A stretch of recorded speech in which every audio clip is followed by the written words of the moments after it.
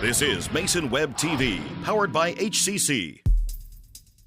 The following presentation on Mason Web TV, powered by HCC, is being brought to you by Hood Canal Communications, committed to providing quality services that exceed customer expectations in voice, video, data, and customer service, keeping our community connected since 1934. Mason County Public Health and Human Services Prevention Education Partners Substance Abuse Prevention Coalition. Mason PUD 3, connecting our community with safe, reliable, economical, and sustainable services 24/7. The Conklin team at Windermere Real Estate. When it comes to real estate, nothing compares to local knowledge.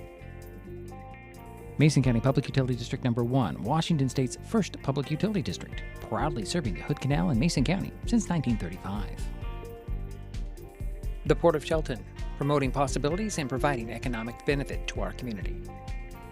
And Mason Health, united community, empowered people, exceptional health.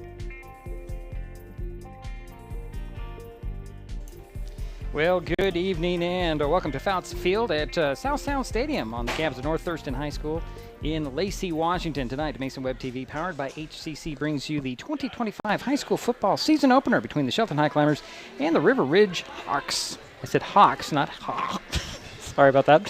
Okay, my name is Diedrich Allen. Joining me for this broadcast again this season, Jerry Apple. Hi, Diedrich.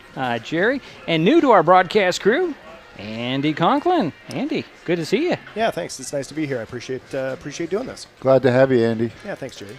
We also have some, the technical expertise of Caitlin tonight. She'll be on the camera. So any camera faux pas are on Caitlin tonight, not on me. Nice to have a scapegoat. I'm not doing it. Lots of changes once again for Shelton and River Ridge heading into the season. Both teams have new coaches, and both teams are re-energized. Last year, the Highclimbers had a 2-8 record, while the Hawks finished 5-4. The teams opened last season with the River Ridge beating Shelton 51-7. Coming up, we will talk with the Shelton coach, Garrett Baldwin. Also, we have the kickoff and more from the crew here in just a moment. This is Mason Web TV, powered by HCC. What is fiber internet?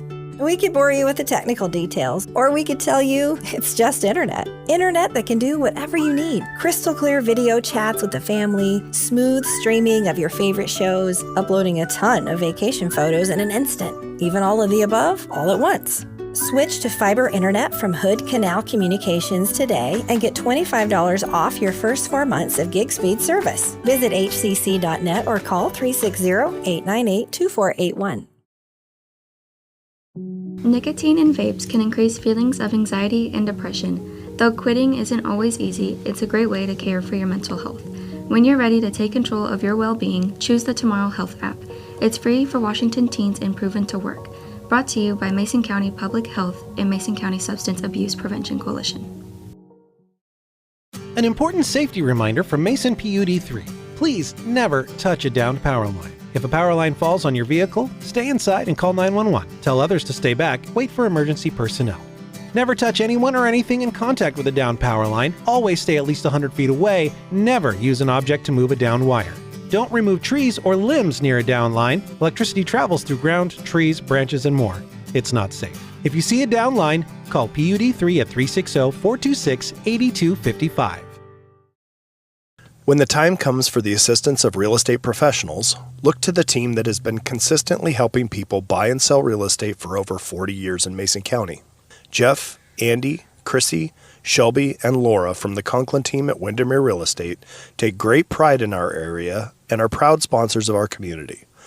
If you are interested to know what your property might be worth or want to find just the right spot, scan that QR code and drop us a line. We'd be honored to help.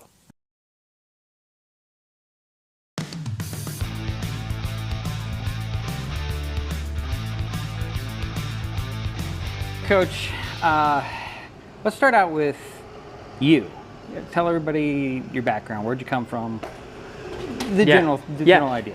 I cut my teeth in coaching back in high school, actually. So we'd finish practice, and I'd go help out with the TCYFL when I was in high school. And then after graduating high school, I got to go play at Whitworth University for a season. After a whole bunch of different stuff going on in life in the Air Force, and I came back and became a full-time student as an adult, and I reached out to Jack Zilla, who was my head football coach at Black Hills. He got me a job coaching at River Ridge, so I was at River Ridge for 3 years. From there, I got the opportunity to be the head coach at Black Hills, and then from there, an opportunity to coach quarterbacks and receivers at Valley City State University in North Dakota, and then back here, back to Washington, and right here at Shelton.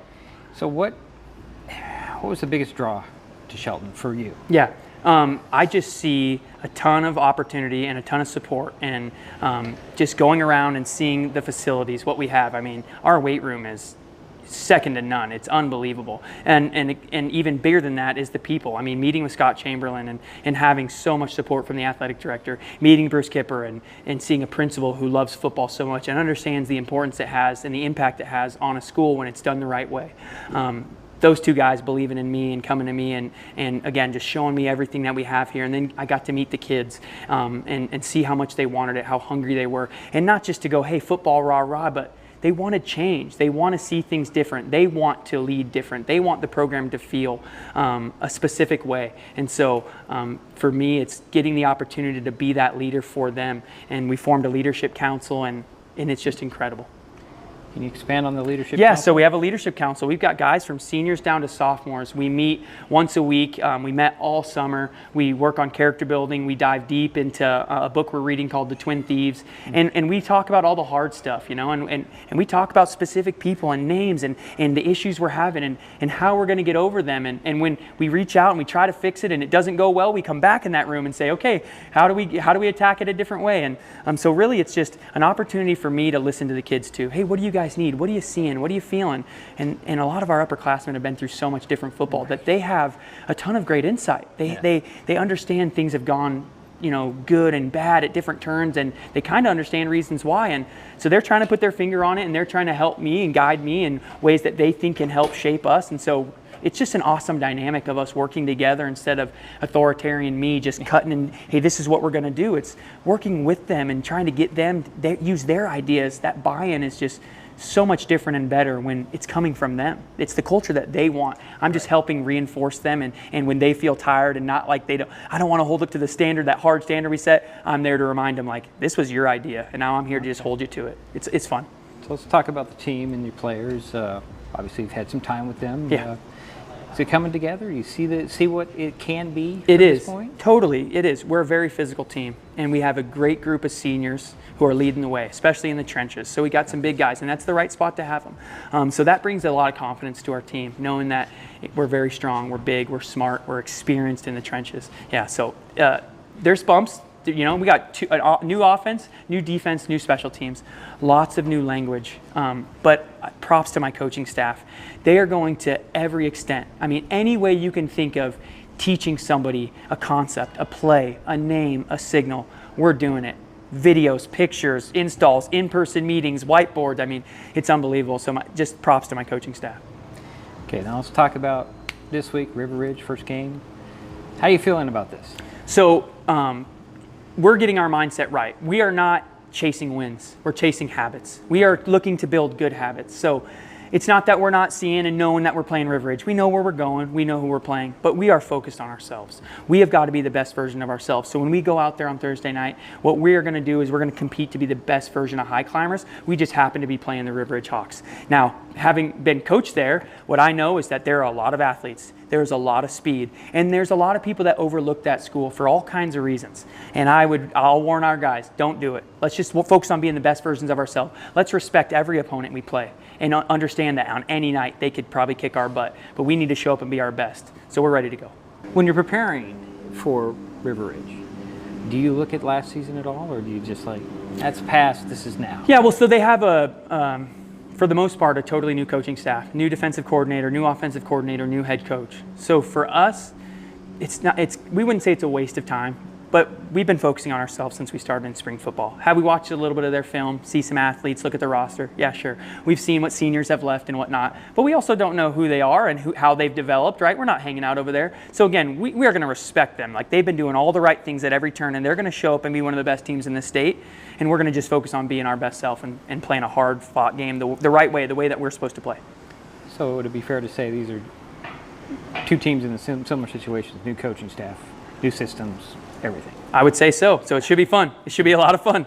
How's your team feeling after the scrimmage last week? All right, we're really going to have to interrupt that interview with Coach Baldwin as we're in a pretty quick schedule here, guys. It's not even 7 o'clock, and we're ready to get things rolling here. I got to get the right cameras up and everything. Jerry, it looks like you're not going to have time for much. That's okay. We'll do it next week, huh? well as we get a chance. It depends on the situation. Okay, here you go. So you'll need that. So we're going to get this game all kicked off. It's follow the action, Caitlin. Go for it. You can get this thing kicked off. The Highclimbers are in their white unis, their red jerseys with black pants. They're going to be receiving the ball first. Bennett Henry. And who else is back there, guys? Jaden Gray's back there, number 8. Okay, so he'll wait for this kickoff from number 23. That's Tuck Nelson. If these are I think accurate. it's 22. I think that's 22? Yeah. 22, 23. Okay, well, that's Marco Villa Jr. High end over in kick. Gray will take it at the 3-yard line. Come around the near side. And get leveled at the 25. That was 22 a shot. yards. So 1st and 10 for the Highclimbers. From their own 25-yard line. Looks like I'm going to mark them about the 27. So 1st and 10 for the Highclimbers. Changing the starting lineup from what we anticipated. Coming in at quarterback, it's going to be number 12.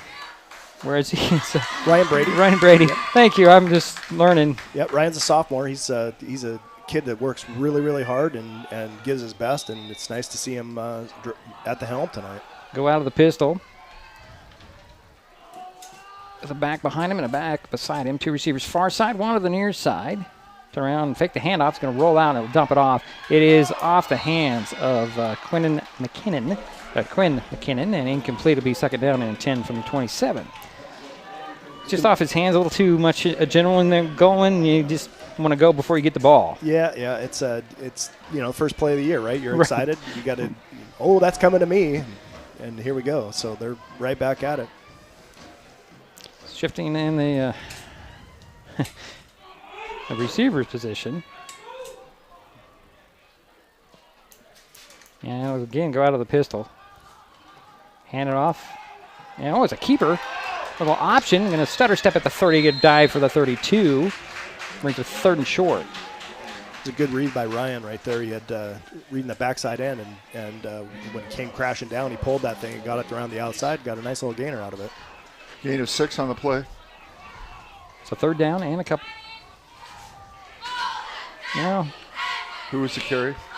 Ryan Brady, number 12. Thank you. so out of the gun will go Brady. Got J.J. Rhodes beside him. To his left, back to pass. He goes, looks over to the far side. Look at this. Throws a pass that was nearly picked off. Knocked to the ground. Nice defensive effort there. But number 19 for the Hawks. And that is Xavier Street with a good defense there. And it's a punting situation for the Climbers here. 4th and, it looks like 4. From the 33. Excuse me. I got to get used to this stuff, guys. It's first game of the season for us, too. Got A.J. Weir back there punting. Yeah, A.J. Weir does a great job back there. 2 guys back. One at the 51 at the 41. Here's the, and there's a blocked punt. And ball's picked up at the 15-yard line and dropped there.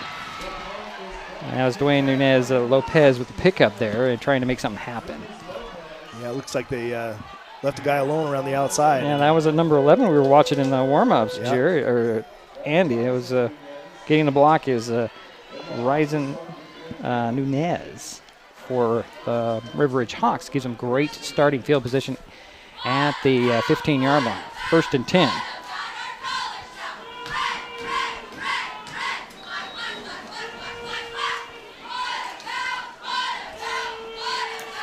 got a good crowd from both sides here early in the school year.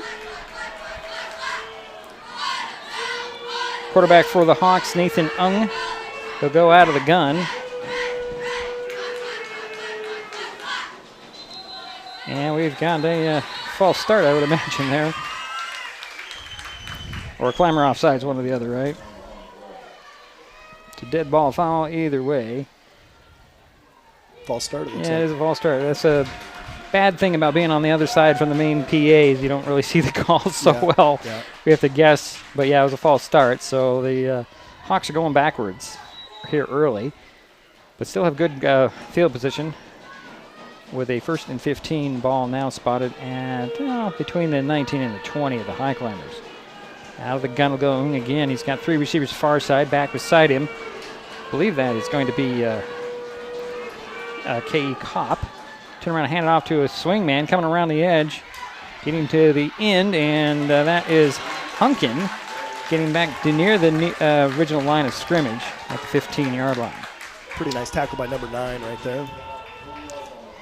And that would be, I think that's Zane Hardy. Yeah, Zane Hardy. Zane Hardy, middle safety, coming up to make that play on the edge. That's exactly where he's supposed to be there. So brings up 2nd down, and it looks like 11. Ball spotted just this side of the 15-yard line. Looks like Ung will go out of the shotgun with max protection.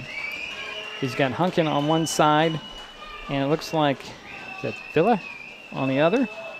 Back to pass. It's going to sprint out, going to throw for the end zone. Wide open guy there. It's caught and a touchdown. And that looks like Kane Agnon with the TD. And who strikes first? River Ridge. 6-0 here early. 10:07 to go, first quarter. Easy pitch and catch there. Guys standing alone in the end zone. So point after coming. Let's see, looks like the holder is number 21 for the Hawks. That's a Trip Durham. And the kicker, is that a 22 or a 23? That looks like a 23. Yeah, I think it's a 23. So that's Tuck Nelson. Here, I have the tools, so let's watch this. Get the tools. You're right, it's a 22, actually. That's Villa. 22. Boy, these numbers are really tight to see here on the Hawks. Snap is down. Kick is up. Kick looks good. And it is. So, 10:07 to go, first quarter. River Ridge 7, Shelton nothing. This is Mason Web TV, powered by HCC. What is gig speed internet? We could bore you with the technical details, or we could tell you that it's marathoning movies on your favorite streaming service with no interruptions, or having the grandkids over and not hearing a single complaint about your Wi-Fi. In other words, it's just what you needed. Switch to gig speed internet from Hood Canal Communications today and get $25 off your first 4 months. Visit hcc.net or call 360-898-2481. Well, back at South Sound Stadium, Diedrich Allen, Jerry Apple, Andy Conklin with you. 7-0 River Ridge. 3 plays, 15 yards, 1 minute, approximately. Okay. Approximately. For the touchdown. So Bennett Henry and Gray back there. Jaden Gray. Jaden Gray. I was just, I'm getting used to everything here, guys. Yeah. Thanks for Randy being here. He knows everybody by just looking at him. No, that's not true. That's the last kickoff was 57 yards, so did a nice job on the first kickoff. So we'll see what happens here. Marco Villa Jr., the kicker. Yeah, that's a good kick. Got it teed up at the 40-yard line. Waiting for the run-up. Expect a little weirdness right here. Nope, just a straight away kick, end over end. That's heading to the end zone. Gray's going to take it at the 1. Get to the 10, coming near side. 15. Going to be spun out of bounds, short of the 20, about the 18-yard line. It's a 1st and 10 for the Climbers. It's about where they started last time. 59-yard kickoff. Call it the 19. 19. Okay. It's a 1st and 10 for Shelton at the 19-yard line. We got those first drive jitters out of the way now, so let's see if we can click along and get the ball up the field. You know, it's always really, really important to get that first down, so you start moving the ball. And confidence, momentum. Yep, feeling good about yourself. So Gray's going to go wide to the far side. Missed some opportunities, so the plays are there for him. They'll get them. Caleb Jordan on the near side. Out of the pistol. Will go Brady. Rhodes behind him. Hand it off to Rhodes this time. He jump steps, makes one guy miss, powers his way to the 20. Still trying to fight for some more yardage. Gets across the 20, 21-yard line. Call it 22. Gain of 3 on the play. That's a hard fought 3. He's a tough kid. Yeah. He's a tough runner. Yeah. Really impressive young man. He's a lot of fun to be around. So brings up 2nd down and 7 from the 22. Either I got to grow or get shorter, guys. I'm going this all the time. Again out of the pistol. 2 receivers far side for the Climbers. Brady turn around and hand it off. This is number 30 this time for the Climbers. Gets around the outside, steps out of bounds with the first down marker at the 30. Ira Vanderpool on the ball carry. Thank you. And it's right over here on this sheet on this side. I got to look at the right spot. Yeah. I got too many things looking at here, guys. 1st and 10 for the Climbers. Good looking run right there. He just put his foot in the ground, got down the field. It's nice to see that happen. Put the ball at the 29-yard line. A receiver on each side. Out of the pistol. Goes Brady. Turn around, hand it off. And diving across the 30 again is number 30, Ira Vanderpool. Picked up a couple.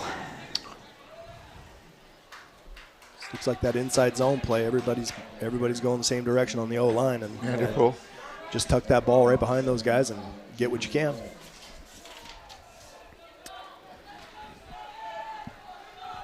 So again, out of the pistol. A receiver on each side. Trying to get the far receiver's quick snap, and that'll be a false start there. As we're trying to get a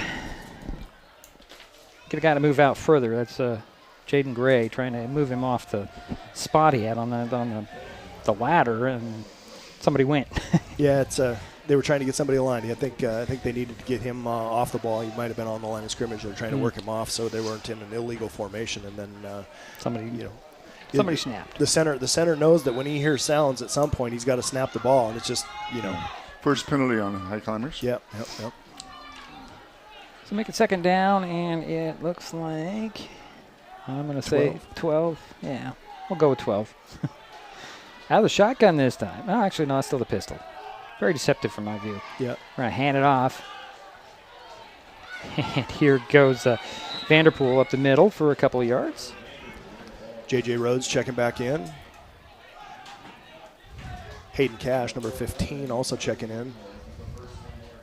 Glad you're on that stuff. Looks like Quinn McKenna coming off. Yeah. Long yardage situation. You got to get those guys that are good in space out there. Quinn's a great athlete. So 3rd and 11. Ball at the 28. Back to pass. It steps up. It's going to scramble, avoid one guy, carrying a guy to the 33-yard line, where he's dropped there short of the first down. It's a good decision right there. Good decision. You don't have what you like. You got to tuck that ball and give what you can. Jerry, they're not posting anything on the board, so you don't have to worry about leaning up there. Yeah, I see that. Yeah. It's another punt for A.J. Weir. Now it's going to be somebody's got to block number 11 this time. Yeah.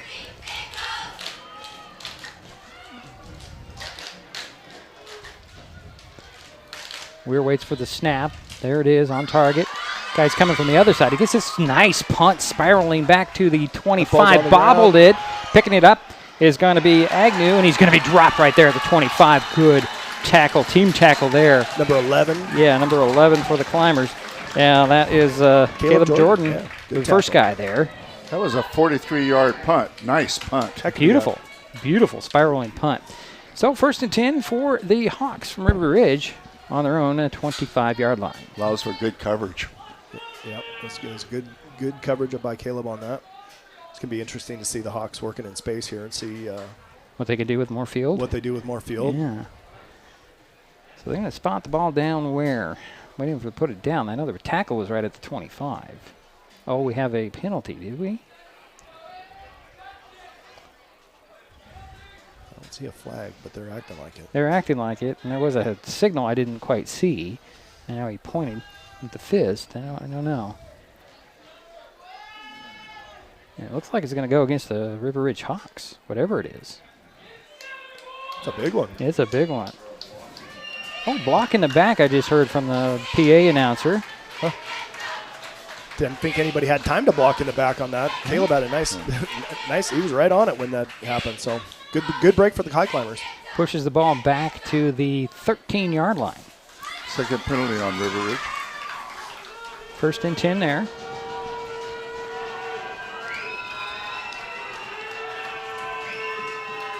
Out of the gun will go man in motion. Across the formation, and a handoff on the inside, and a nice weaving run. 55 on the tackle. Okay. So a tackle was made by Gabe Gooley. Gabe Gooley. Yeah. Okay. Who, for some reason, is not on this sheet. I don't know why. Not on the full team sheet. I don't know why. I know he's on the other sheet. He's on that one. Yeah. Still trying to figure out who the runner was. I'm sorry. I didn't see who the runner was. I'm thinking it was 23, Nelson, but I'm not sure. Gain of 4 on the play. Okay. 2nd and 6 coming.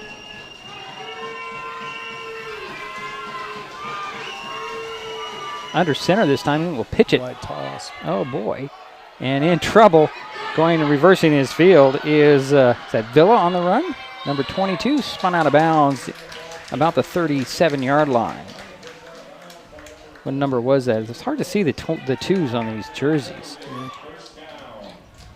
Let's see if I can pick it up here. Might be 25. We'll wait. 25. 25? Yeah. Yeah, Okay. so that was a 15-yarder, So that was- 15-yard carry. Yeah. Cale Stewart on the carry. So under center will go Ung again. This is interesting. With an I formation and a receiver on each side. Unless it's a different QB. Turn around and hand it off. Nope, he's going to keep it on the rollout. Going to little lob it into the flat there, and it's complete to Hunkin, who breaks tackles, gets into Climber territory, dropped at the 42-yard line. Number 1, the receiver, tackled by number 11. That's Caleb Jordan again. So good run after the catch for Hunkin. That's Caleb Hunkin. So Caleb and Caleb going at it here. Yeah. Early on. So 1st and 10 from the 43-yard line are the Hawks here in Was High Climber number 1? territory. Yes. Number 1 was a receiver, yes. Thank you. So Nunez goes wide to the far side. Out of the gun will be Ung. Hand it off, and here is Hunkin trying to get around the right side. He's got a lot of running room, but there is a flag in the backfield. That's going to be a hold, as one of the linemen was laying on a high climber. Yes, that will be a hold. Nullifies a nice run. Yeah. It's a big penalty. Yeah. Cam Winans was the victim of that hold. So we'll march it back 10. And these are now from the line of scrimmage, right, Andy? Or Yeah, they changed that. They changed that rule a couple of years ago, so you didn't have monster holds from, yeah. So it's 10 yards from the line of scrimmage or the spot of the infraction, whichever is less. Okay. Either way, it's a 10-yard penalty. Correct. So, all right, so that makes it 1st down and 20. Ball back into Hawk territory at their 47-yard line. 6:01 to go, first quarter, 7-0. Hawks with the lead and the ball. This is the River Ridge Hawks, I should clarify. I tend to call by mascots rather than school names. I don't know why that is. It's just easier for me. Except when you deal with a prep school, then you call them prep all the time. So I don't know. So Ung out of the gun again with max protection, the receiver on each side.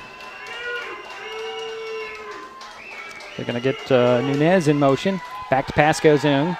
Throws down the sidelines, and it's off the hands of Nunez. Good defense right there. Getting in the way was number 15 for the High Climbers. Hayden Cash. Yeah, he just kind of got in the way and bothered that pass. Didn't touch it, just enough to distract the receiver. Yeah, you know that sideline, that's a defender's best friend, too, because it's an extra defender out there, and you get him on the sideline, you don't have to do much. It was a nice thrown ball, however. It was a nice ball. just wasn't brought down. So River Ridge is 3 for 4 in the passing game. That was great coverage. So 2nd and 10. We're waiting for a ball, I think. No football on the field. Because the football actually went onto the track over here.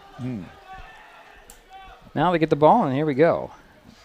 5:27 to go, first quarter, 7-0. River Ridge with the lead in the ball. It's ball boy's first game of the year, too. So That was going to go under center again, out of the eye. I don't see this much anymore in high school. Little pitch there. And I think this is Nelson. Nope, it's number 21 on the carry. And that is Durham making her way to midfield.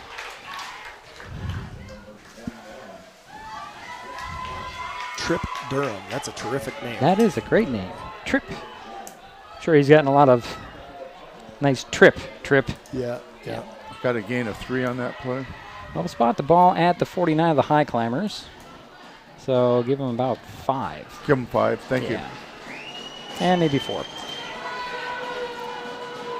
So out of the gun will go. He's got a receiver on each side and 2 guys beside him. 1 on each side of him. In motion goes Nunez. Hand off to him. In a pack. He gets away from the pack, but going backwards. Now he makes a stutter step.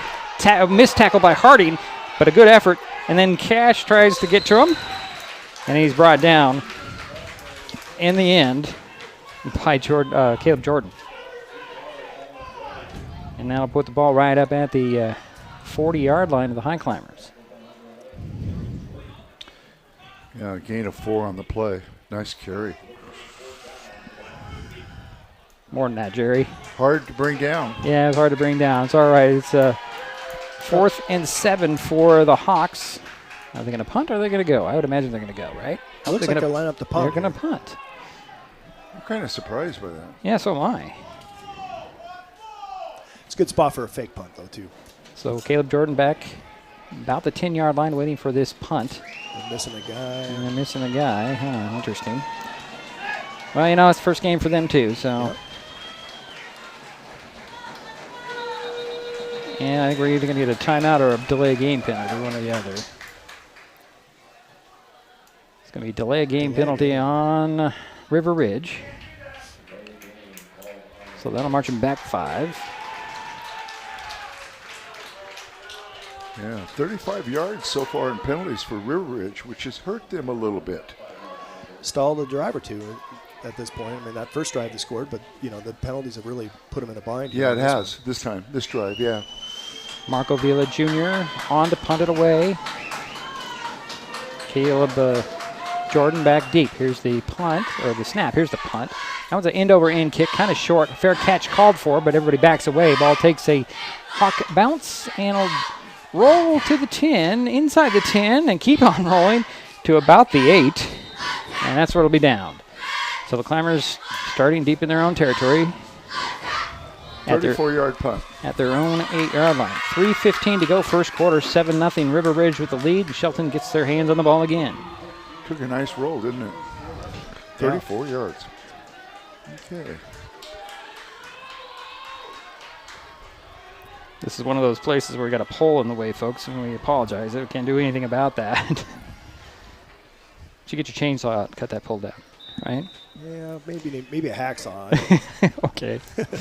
Torch? Yeah, right. Cutting torch would be good. We just need a little window. Yeah. All right, it's 1st and 10. Ball at the 8-yard line. And again, out of the pistol will go Brady. And so it's going to be an inside handoff, and I don't even know who carried the ball. Quinn McKinnon, number 0. Okay. Yep. I'm glad you're on top of it because I couldn't see anything. McKinnon? I got a pole in the way. Okay. Yep. Gain of about 1, it looks like. Yeah. Thank you. 2nd and 9 coming.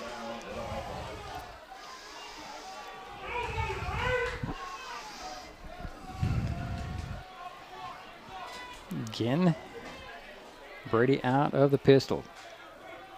If I stand over here, I can actually see. Back to pass he goes. Got lots of time. He'll dump it off. Oh, just a little short. Intended for McKinnon. Incomplete. Got to get those feet set and deliver a strike. He's a little flat-footed back there, but, you know, they can work on that. Second pass made by Brady. Attempt. Not me. He attempted to throw it. He didn't complete it. You're confusing me. You're confusing. Attempt. Yeah. Okay. I'm just making sure we're getting We're on the same page. on the same page here. We are. So it's going to be 3rd and 9. Ball is at the, it's going to be the 9-yard line. Back to pass. Goes Brady, looks over to the near side. He's going to go long. Nope, he's going to dump it off, and that's complete to Cash. A lot of real estate down the sidelines. He goes. He gets into River Ridge territory at the 35. Number 15 on the catch is Hayden Cash. Okay. Yep, that was Hayden Cash on the reception from Ryan. A lot of patience back there in the pocket. Waited for that to pop open. It was really a nice job of staying calm and cool and collected and delivering a strike. So. Even with a guy coming at him, too. Got to give him props for that, getting that pass off. Little dump off, and it turned into a big gain. 1st and 10 for the Highclimbers at the River Ridge 30-yard line. Now I can see. No, I can't. I'm right on the camera. Okay. Gray's going to go wide to the far side. Rooks is on the near side in the seam. Out of the gun. And somebody jumped off sides, and they're going to say, you did it, you did it, you did it. No, and we'll see what the guys in the stripes say. I think we're going to get a false start here. How many yards on that pass? From the 9 to the 30, Jerry. Wow.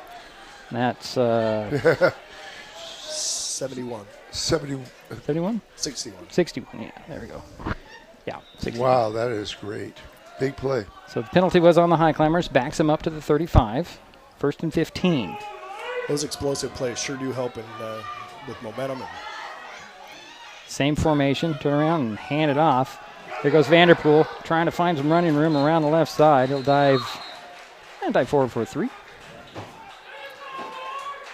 Mason Guard blocking all the way to the whistle. That's what you're supposed to do, right? Absolutely. That's the staff really likes Mason Guard. They talk about him having some of the best feet of a lineman in a long time. So it's not only great feet, he's got a great motor. He will give you what he's got. He also displays that on the basketball court. No doubt about it. 2nd and 12 coming for the Highclimbers. Approaching a minute and a half to go first quarter. 7-0. River Ridge with the lead. Shelton with the ball. 2 receivers near side, 1 on the far side. I think we're missing a guy, and they're going to have to burn a timeout right there. As they didn't have the right personnel out there. So we'll keep it right here for the moment. Andy, your first experience with us up here in the booth. How do you feel? So far, it's pretty good. I made a point that I wasn't going to ramble on tonight, so. No, we let Jerry do the rambling. Okay. He does the yours anyways. That was the first time out for the Shelton. First time out of the game. Yeah. I'm just giving you a bad time, Jerry, and you're not hearing us. 1:26 to go first quarter. 7-0 River Ridge. Hey, if you're enjoying this broadcast, please give us a like on your favorite social media. Use the handle at MasonWebTV to find us on Facebook and X and YouTube and Twitch and Blue Sky Social. You heard of that one? I have not heard of Blue Sky. Yeah, it's very similar to the way Twitter used to be. Okay. Or X, which is another one of those platforms you can share your stuff with. All right, ready to play here. 2nd and 12 from the 32 for the Highclimbers. Hand off. Here comes Vanderpool up the middle, tripped up. Nice play there by number 13 for River Ridge. That's it's Slater Jack. Is it Slater Jack or Jack Slater? It's listed as Slater Jack. Gain of 2 on the play. Slater Jack tonight it is. Yeah. It's one of those names that you might get mixed up. I'm sure it's been confused before. Yeah, I'm sure it has. It'll be 3rd and 10 now from the 30. McKinnon coming in. He'll play some fullback. Vanderpool behind Brady. 2 receivers far side, 1 on the near side. Quick snap. Little dump off in the middle. It's complete. Up at the 25. Who had that grab? I don't see the number. 15. That's Hayden Cash. Hayden Cash. Good grab. Just set himself down in a little open zone there. Got a pass. Gain of about, call it 5. 5. Yeah. 5. Be 4th and 5 for the Highclimbers. Do you go for it, or you try for 3, or just what do you do at this point, Coach? I don't think they have enough leg here to get it. Yeah, I mean, A.J. Weir's got a lot of leg, but this would be a 42-yard field goal. Right. Yeah, he's got the leg for that. Didn't he hit last year, 43? He has hit that before, yeah. Yeah. He's got the They're going to let the quarter run out. We got 10 seconds left and less. So we're going to let the quarter run out, and we'll switch ends, and then we'll figure out what to do when the second quarter begins. It's a 7-0 ball game after one. We'll be right back. It's Mason Web TV, powered by HCC. When the time comes for the assistance of real estate professionals, look to the team that has been consistently helping people buy and sell real estate for over 40 years in Mason County. Jeff, Andy, Chrissy, Shelby, and Laura from the Conklin team at Windermere Real Estate take great pride in our area and are proud sponsors of our community. If you are interested to know what your property might be worth or want to find just the right spot, scan that QR code and drop us a line. We'd be honored to help. Neighbors help each other. It's how community works, and it's how we do business at Hood Canal Communications. We know you count on us for value-priced internet, TV, and phone service, backed by friendly local support. Your hard-earned dollars stay right here as we invest in our community, our people, and smart technology. Hood Canal Communications, keeping our community connected while being a good neighbor. Yeah, we're about ready to start the second quarter. 7-0 River Ridge. The Highclimbers have the ball with a 4th and 5 from the 25. Looks like we're going for it here. We got the offensive crew out there, right? Got the offense out there. Not the offensive, but the offense. Yeah. And they've gained the confidence, Andy. Yeah. So 4th and 5 from the 25. Looks like he's going to go out of the gun, does Ryan Brady. He's got Vanderpool to his left. 2 receivers far side, 1 to the near side. Back to pass. Looks over to the near side. Going to step up, avoid 1 tackle. Going to go for the 20. Comes up, just a little short. I think he might just be a little short. I think he's short. Yeah, he's short. And it'll go over on downs to the River Ridge Hawks. Just about a yard shy of that. Spot him down at the 22. That's where the River Ridge Hawks will take over. Good idea, though, to try and get that first down when nobody was open. Yeah, it's, you got to take the play with the best odds, and sometimes it's just tuck it and give what you can. So the Hawks will get into their huddle here. 8 seconds into the second quarter.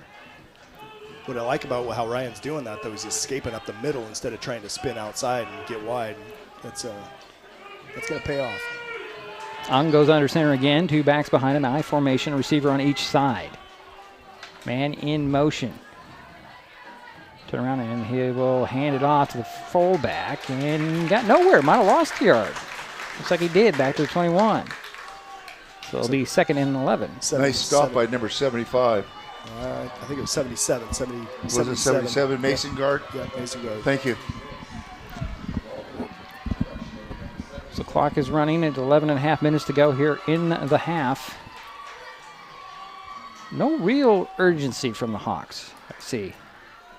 I don't know that's what I'm noticing. They're just kind of running into the huddle, getting the play off. I mean, they're realizing that this is a game and not your practice or your scrimmage. Yeah, and they walk up to the line of scrimmage, and you're right. The urgency level is just not pretty there. low. Yeah. Getting out of the eye. Kind of keeping an eye on that guy in the secondary. Get the snap off. There's a pitch going around the near side. And good pursuit and tackle. First guy there, number 26 for the Highclimbers, Fletcher Henry. Fletcher Henry, that's a sophomore with his first tackle as a varsity player. And I think a little help from Bennett there as well. Yeah, Bennett Henry, his older brother. It's kind of interesting having a couple of Henrys out there. A couple of Henry brothers in the linebacker corps. It's you don't have any connection with him at all, do you? Yeah, I actually am. I'm kidding. I know him pretty well. So it's 3rd down, and it looks like 9. From the 22, actually that's 10, isn't it? That's where they started. Yeah, it's right at the original line of scrimmage. Yeah, out of the gun will go Ung, and he was taking a lot of time trying to get the formation, and it's going to be a timeout burn by River Ridge here, I believe. Or it's either a penalty. I don't see a flag. And I'll wind the clock. I guess there was nothing. That's a weird stop. That was a weird stop right there. So man in motion. And back out of the gun goes in. He's going to go deep. Got a guy way out there, and it's complete and dropped. It's incomplete. Incomplete. He got in there. He didn't make that football move, and it went out of his hands, out of bounds. Incomplete. Now on that, Andy, they have to take 2 steps after they've caught it. They got to get 1 foot in, and they got to have control and make foot. a move with it. Right. So no, it's not a 2-step. It's not a 2-step thing. It's just it's a lot of times it's a judgment call. And Okay. He was Obviously bottling. Gotcha. Thank you. Yeah. That was number 23, the intended target there. Tuck Nelson couldn't grab it in, so the Hawks are going to punt. 9:55 to go here in the first half. Coverage by number 4, Alberto Manzo.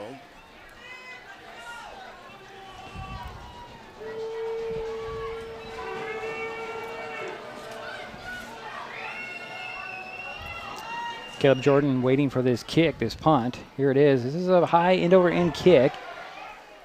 Jordan's going to get a fair catch. Actually, he's going to take a knee at the 49. That's a smart play. He'd want to fair catch it and get that funny roll like he had the last time. Just secure it and take a knee. Yeah, you always want to field every ball that's catchable because that thing does never bounce the way you want it to. So, yeah, 30-yard punt. Right at midfield where the Highclimbers will take over. I'm going to ask you this, Andy. You've been on Jack Stark Field a lot.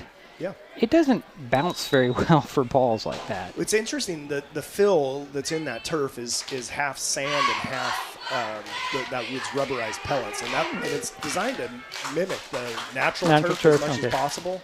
And it really is a great surface. Well, I'm saying that, but we've noticed a lot of those punts just kind of hit and die. Yep, that is the truth, and it's by design. There are some fields that just have those rubber pellets, and it's like a tennis ball when it hits sometimes. There's a handoff, and juking and driving and getting a couple of yards up the middle. That's J.J. Rhodes. Yep. It doesn't look like he even hit a gear there. He was just kind of finding the space to go to second gear, and he just never could find it. Yep. But he did gain 4 on the play. Mm-hmm. Make it 2nd and 6 from the River Ridge 46. Yep, you take 4 yards every single time. Yeah, Jack Stark used to say 3.5 yards, 3.5 yards, 3.5 yards. Yes, that is a true statement. Yep. Getting out of the pistol.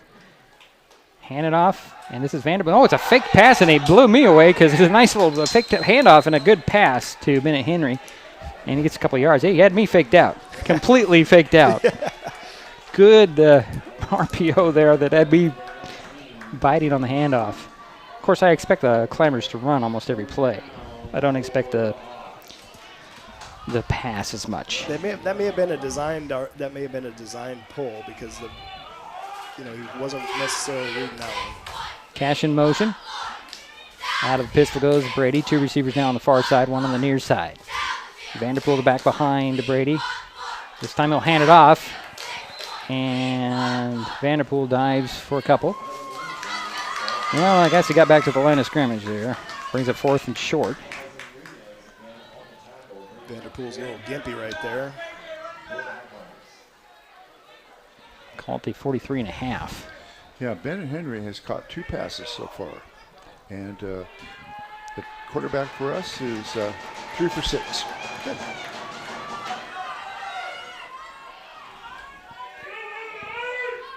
So we've got the pistol formation with 2 receivers far side. 4th down and 4. Bobbled snap there. The pitch was just blocked. I guess it was a forward pass. That's a break for the Highclimbers. That could have been disastrous. That was really fortunate. Yeah. So over on downs it goes to the Hawks from River Ridge on their own 43-yard line. There's a flag. And there's also a flag on the field. Wow. I noticed that when you say it. Yep. Something happened after the play there. I mean, if you're on the other side of the field, you could argue that wasn't really a forward pass. Oh, boy. Yeah, it's... you could argue that. It was coming right at us, and it was... right. Was his arm going forward? Well, hard to tell. It was more of a push, like a basketball pass, than an actual throw, so... It may not have exactly been a lateral. Right, well, it wasn't. I don't think it was a lateral. That's the break for the Highclimbers, right. But, yeah. Going to work out this flag here, and they're going to pick it up. So no penalty. And it's River Ridge ball with 7:53 to go in the first half, and the Hawks have a 7-0 lead. Did I say lead or read? I meant lead. I'm stumbling over my own tongue today. I thought I heard you say Lee. Yeah. It's whatever I hear in my ears. And Well, Shelton has had their opportunities twice in this game so far, and hopefully they'll start converting. Yeah, they need to take advantage of some Penalties? Well, penalties and opportunities, I guess is the word you're looking for. Yeah, opportunities. Because it's certainly been there after the third drive. So River Ridge is taking a lot of time to get the right personnel, and they have to burn a timeout. So 7:53 to go here in the first half, 7-0, and the Hawks are having some organizational issues in this first half. How do you get that corrected? You drill it. That's how you get it corrected. It's tough to do in real time, and that's always one of the biggest measuring sticks for an early season team is how are the operations? Are you having to burn timeouts to get personnel packages out? Are you having to burn timeouts or shift people around for misalignment? And it's just a matter of how much work have you done in the classroom, how much work have you done in the film room, how much work have you done on the field, and are you able to line up correctly? And that's a Achilles heel for a lot of teams. Right, especially in their first game. And I just noticed that's the first timeout that River Ridge has had to burn. But they've come close a couple of times where they got a break from the refereeing crew here to not call that delay game. They got one delay game penalty, though. Yeah, that phantom timeout delay. Yeah, and there's that one, too. So 1st and 10 from the 43 at River Ridge. Out of the gun this time with the receiver on each side, man in motion. And back to pass. Who's going to step up, make a guy miss, and then he's going to be brought down. Nice tackle, number 76 for the Highclimbers. The 76, if I saw that right? Yeah, it was 76. Dalton Kilbaki on that sack. Okay. Oh, he's wearing a different number? Yeah. Okay. Because I've got 52 for some reason. I think he wore 76 last year. Okay, well, we'll have to sort out the numbers here. So a loss of, it looks like 5 on the play, back at the 4-yard loss, 39-yard line. 2nd down, 14, back to pass. Throws down the middle. Intercepted, Zane Hardy from the 40 to the midfield, 45, 40 to the 30s, spun out of bounds. Highclimbers for the game's first turnover, that's what I'm trying to say. Right spot, he ripped it out of the air, guys, and nice return. Yeah, Zane's a heck of a player. He's all over the field, and that's why they put him at that middle safety. That's a really important position on this defense for sure. So the Highclimbers back on offense at 1st and 10. Ball's going to be spotted at the 32-yard line of River Ridge. Well, they finally got the stuff posted on the board for Jerry. Yeah. Sorta. Couple of nice, really momentum-shifting plays back-to-back there with that sack by Kilbaki and then that pick by Harding. That's when you got to really drop the hammer and go for it here. So Brady out of the pistol. Rhodes behind him. Little stack formation there at the end of the line. Back to pass. He's going to dump it off with a swing pass to Rhodes. Makes one guy miss. Going to turn on the second gear and get back to the line of scrimmage. Maybe a yard gain. A little swing pass out in the flat. I tell you, maybe he hit second gear that time. Yeah, maybe he hit. He's definitely got it. Yeah, I know. I could, it just doesn't seem like he's got enough room to get another higher gear. Yeah, that outside linebacker made a nice play coming up to make that tackle one-on-one, because if he had missed, it'd have been a long play. 2nd and 9 from the 31 for the 1-yard pickup. Out of the pistol. Bad snap over Brady's head. He's going to go dive on it. Should give him forward progress to about the 47-yard line of Highclimbers. That. Smart to fall on it, though. Yeah. That was a pretty huge loss there. 32-yard loss there. Is that right? 22-yard loss. 22-yard loss. Okay, don't make it worse than it already is, right? Yeah. So call it 3rd down and a bunch from the Highclimber 47. Got to get up to the 22 for the first down. It's the 22 on the other side of the field. Nice. Out of the pistol again. Back to pass. Goes Brady. Going to swing it out. This is Vanderpool. Banging into bodies. That's what I'm trying to say. And a flag comes in late. Late hit, yeah, I think so. It was a late hit. I think so. Ball was, the runner was dropped at the 46-yard line. That's a 9-yard pickup. Is that right? Yeah. And we got to work out the flag right now. Looks like he wants to march it back against the Highclimbers there. Does look that way. Let's see what it's going to be a face mask on the River Ridge Hawks. I think it's a 5-yard face mask. Yeah, I think you're right there too. Yeah. It's not like the pros where they give you 15 yards just for incidental contact on the helmet. So it brings a 4th down, and well, I guess if there's something a little bit more manageable, it should be 4th down, or they're going to say it's 3rd. It should be 4th down. It should be 4th down.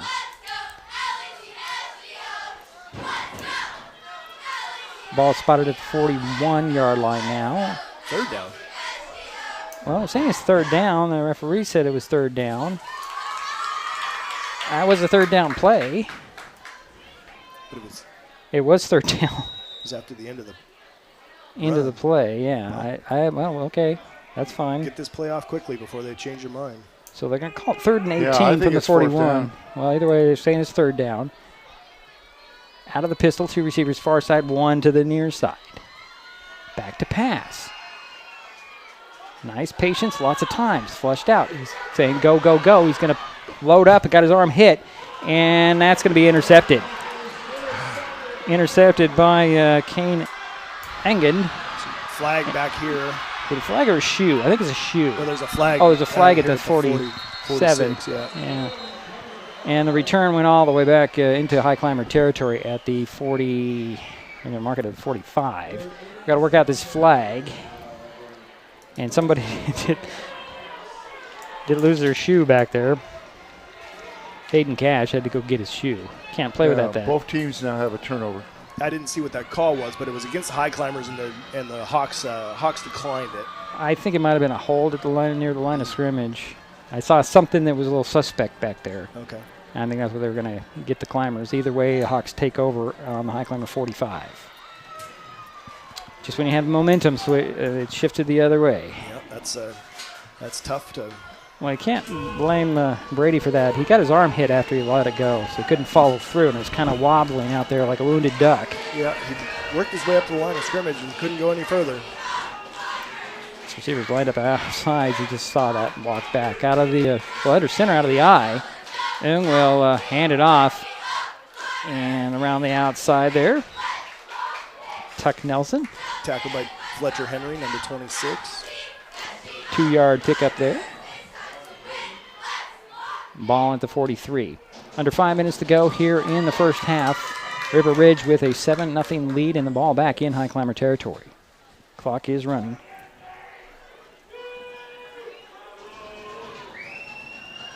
A little more urgency in this formation now for River Ridge.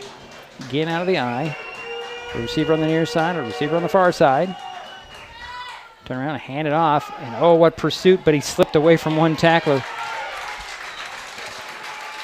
The runner, that's going to be Nelson on the carry. Number 79, Hunter Daggett in the backfield there. Just couldn't quite hang on, but did enough to slow him down. Let the cavalry come. And that actually was about a loss of a yard. This will be 3rd down.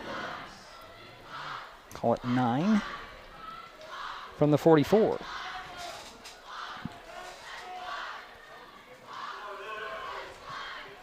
Be a big stop right here.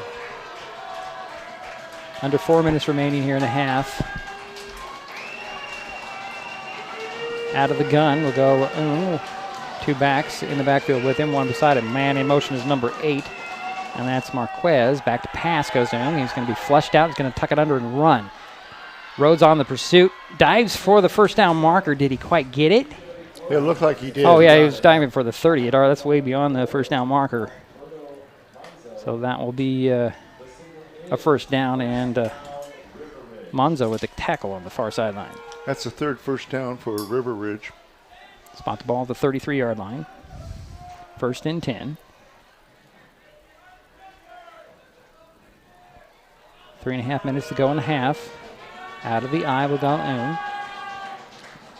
It's like Nelson's at the tip of that eye, or the end of the eye, the top of the eye, however you want to say it. Receiver on each side. Turn around, hand it off to him. He'll cut back up the middle. No, it's a fake. Again, they're faking me out, and that pass goes incomplete. How are they doing this to me? I don't know. Maybe I'm just not Kind of used to faked it. us out there, didn't They they? faked me out. I was going down this field, and I don't know. They're really good at that, Yeah, that obviously. mesh, and you know, they drill it, they practice it, they really work hard on disguising that ball. Incomplete on the pass, however, so it's 2nd down and 10 from the 33. Clock is stopped at 3:27 to go in the first half. River Ridge still has that 7-0 lead. Out of the gun will go with Nelson to his right. 3 receivers on the near side, 2 on the far side. Empty, but they got too many guys on the field, don't they? Yeah, well, they got a timeout here for River Ridge with 3:27 remaining here. That might have had too many people. Didn't look right, did it? You have 5 wide and 1 in the backfield. That just doesn't seem right. No. So had to burn another timeout. That's their second one. Yeah, they're down to 1. And so we'll head to the sidelines here. I need a fan, guys. I mean, I'm just. It is a sultry night here in Lacey, Washington. Yeah, it was 80 degrees at the start of the game. For those of you who a little don't, harder than that in here. For those of you who don't know, we're in the middle booth here on the visitors' side, so we have only the windows in front of us. We can't get any circulation going unless Jerry starts talking. Yeah. I've been pretty quiet. You have, because that's why Andy's here. Okay. Back All to the right, game. 2nd down and 10 from the 33. Looks like the Hawks are on the field before the Highclimbers this time. There we go. That looks a little better with 2 receivers on the near side and 2 on the far side and 1 in the backfield with Ung. Nelson's that back, out of the gun. Waiting for the snap. Man in motion. Back to pass goes Ung. He looks down the left field. He's going to go deep. Got a guy there. Nice defense, knocking it away at the last second. Good job. That's Jaden Gray on that coverage deep. Nice. Yeah, we've had several nice coverages tonight on defense on the passing game. There it goes. That clock should be stopped. Well, it's not yet. Going to hit 3 minutes here. Now they're going to get the emphatic stop the clock hand signal from the field. 3:10 is where I saw where it should be stopped. And they're still rolling. It's down to 2:50. And Nathan Young, the quarterback for River Ridge, is 3 for 6 so far. And deep ball seems to be there, but that was a little off. Yeah. It was a little bit behind, but good defense either way to make sure He's got that a it good goes arm. away. Oh, He's yeah. got a good arm. We're going to figure out this clock issue now. I always hate these things. I mean, you can't Yeah. communicate with the guy running the clock for some reason. 3:10 is what Andy It thinks. looks like they're going to put 3:17, which is even better for the Highclimbers.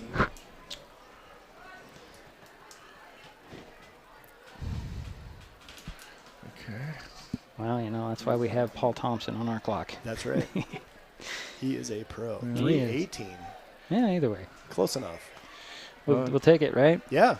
Not only do the players have jitters, but the clock people, the officials. It's first game. Well, it took a quarter and a half just to put all the right numbers on the scoreboard. So give them a hand for getting it right. Now it's 3:17. You got it right. Good.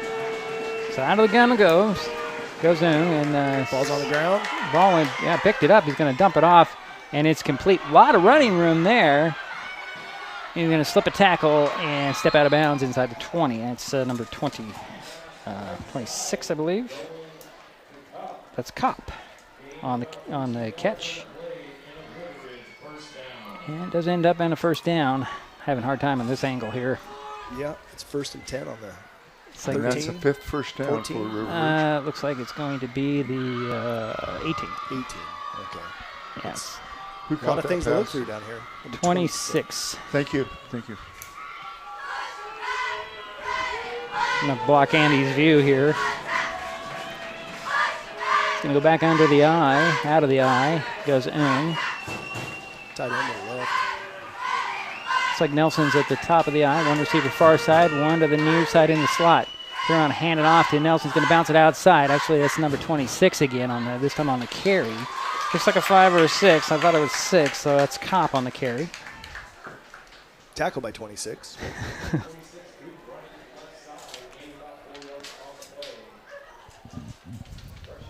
So who is 26 for the Highclimbers? Gain of 4 on the play.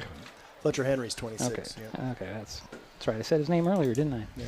Didn't stick in my mind, I guess. So Jerry says a gain of 4, so that makes it. Board says 5, but whatever. It's close enough. Close enough. Second down. Ball's at the 14-yard line. Again, under center goes Ung with a receiver on the far side, and we have a dead ball penalty. 2:19 to go here in the first half.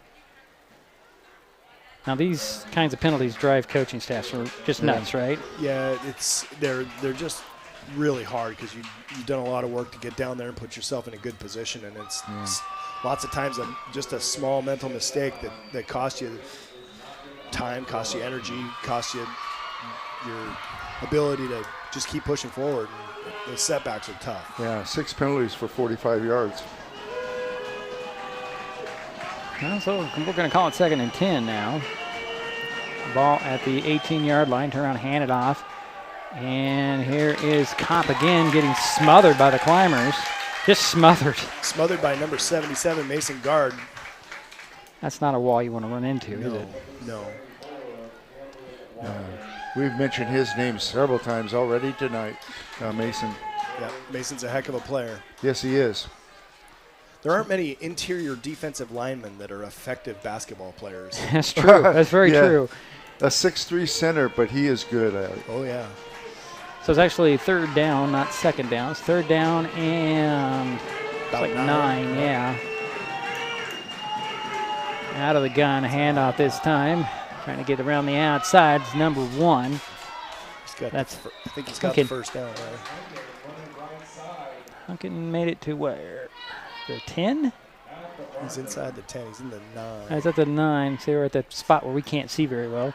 1 yard. It's 4th down. Yeah, 1 yard. 4th to down. go. So it's now 4th down. Apologize, there's a pole in the way, folks. We can't do anything about architecture. They build these things without thinking about cameras. Yep. But we do have a roof that stays up, so I guess it's a good trade-off. That is true. 4th and 1. 4th and 1, they're going to go for it. Big play. Huge play right now. They're going to go out of the shotgun. Is Ung.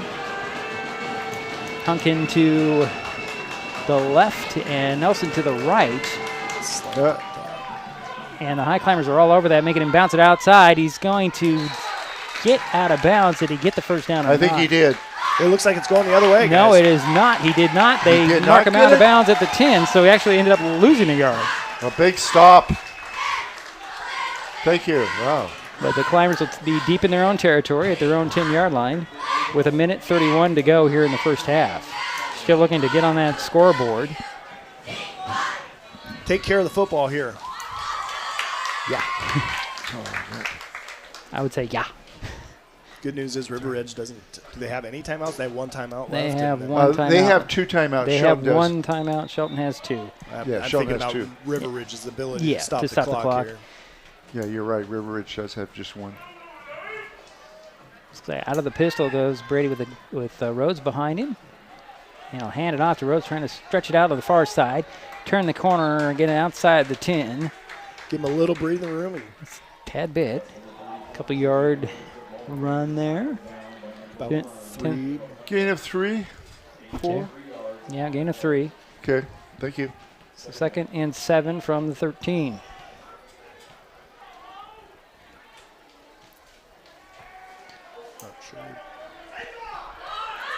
And here's Brady trying to find some running room.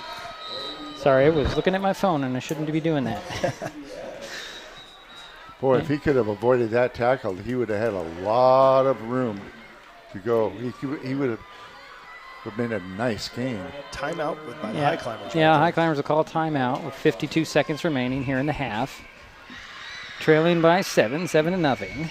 It's like about 3rd and 6, 3rd and 5, 3rd and 6. Where are they spotting the ball?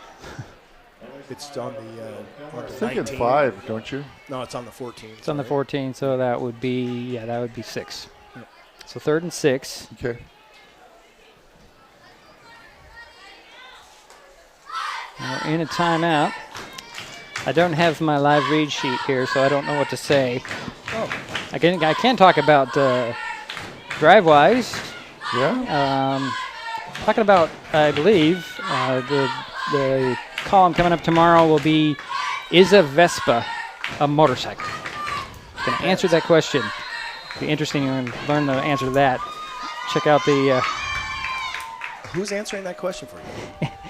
You're going to ask me the hard questions here. Jerry knows them very well. It's called it's a column called the Driveways. Oh, I see.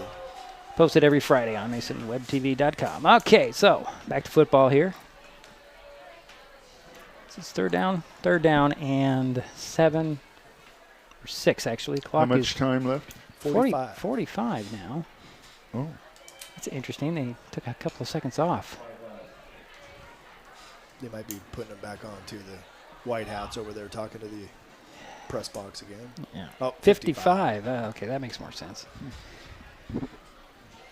Somebody's a little too quick to get out of here, I guess, maybe? I don't know.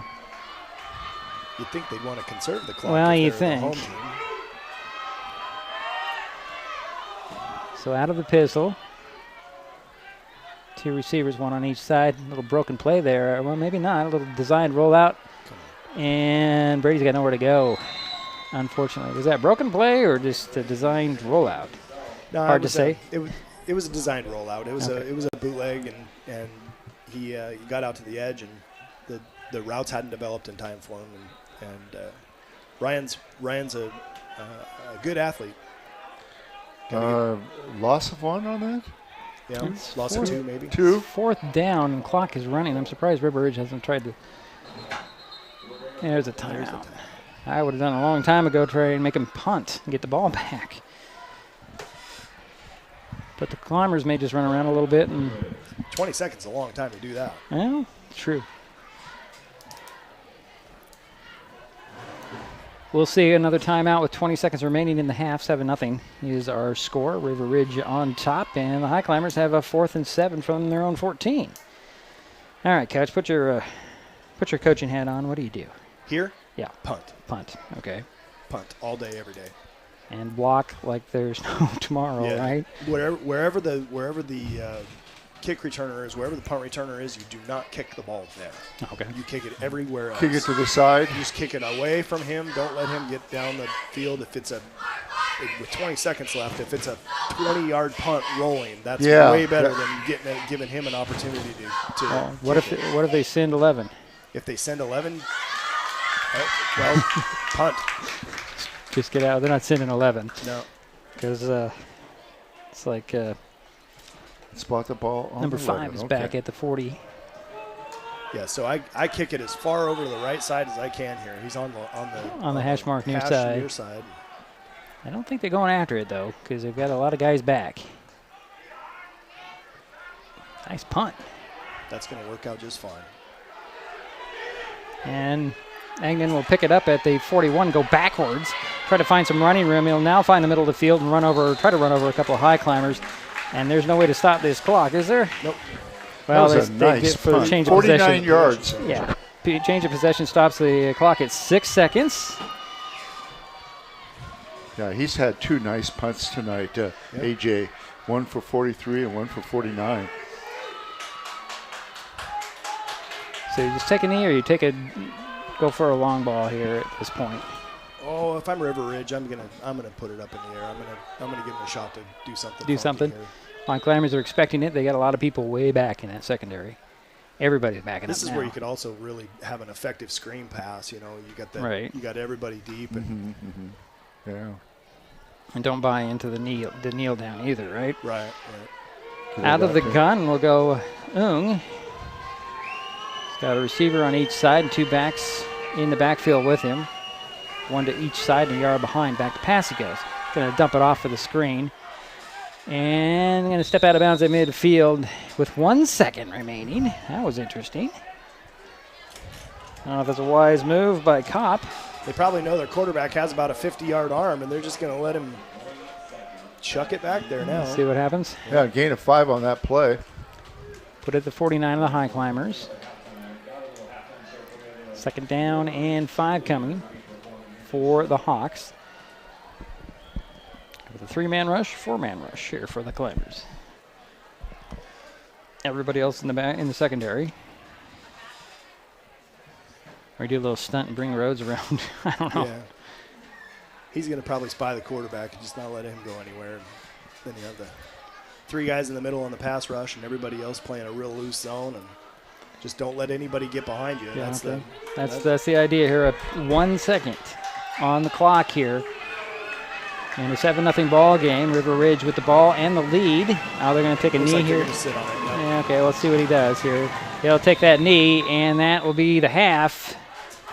And the clock is not going to 000s there at all. Didn't move at all, but that's the half. There it is.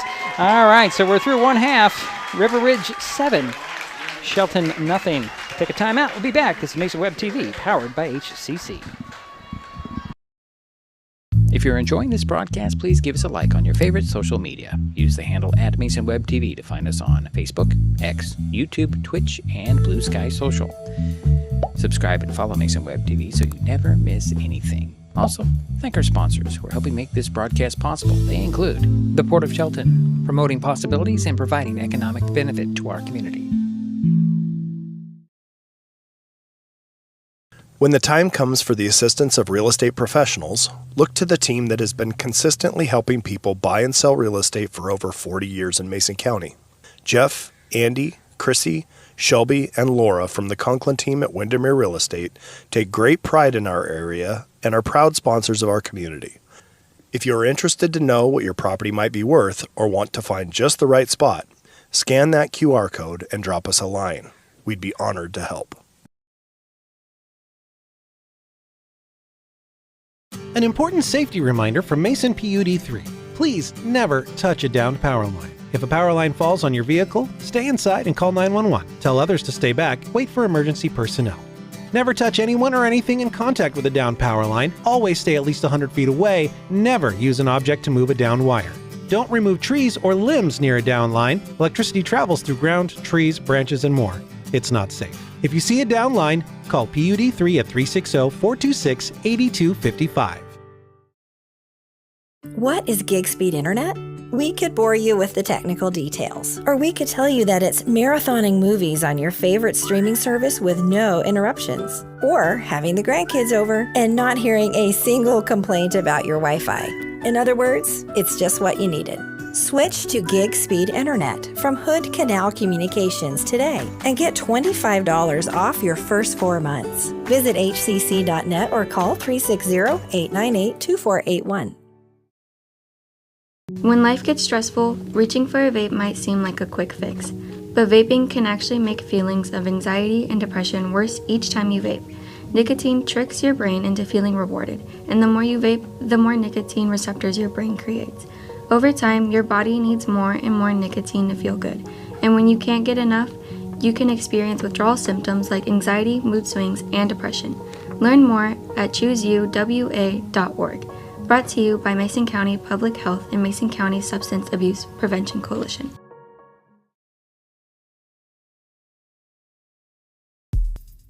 This presentation on Mason Web TV, powered by HCC, is being brought to you by Hood Canal Communications, committed to providing quality services that exceed customer expectations in voice, video, data, and customer service, keeping our community connected since 1934. Mason County Public Health and Human Services Prevention Education Partners Substance Abuse Prevention Coalition. Mason PUD 3, connecting our community with safe, reliable, economical, and sustainable services 24/7. The Conklin team at Windermere Real Estate. When it comes to real estate, nothing compares to local knowledge. Mason County Public Utility District Number 1, Washington State's first public utility district, proudly serving the Hood Canal in Mason County since 1935. The Port of Shelton, promoting possibilities and providing economic benefit to our community. And Mason Health, united community, empowered people, exceptional health.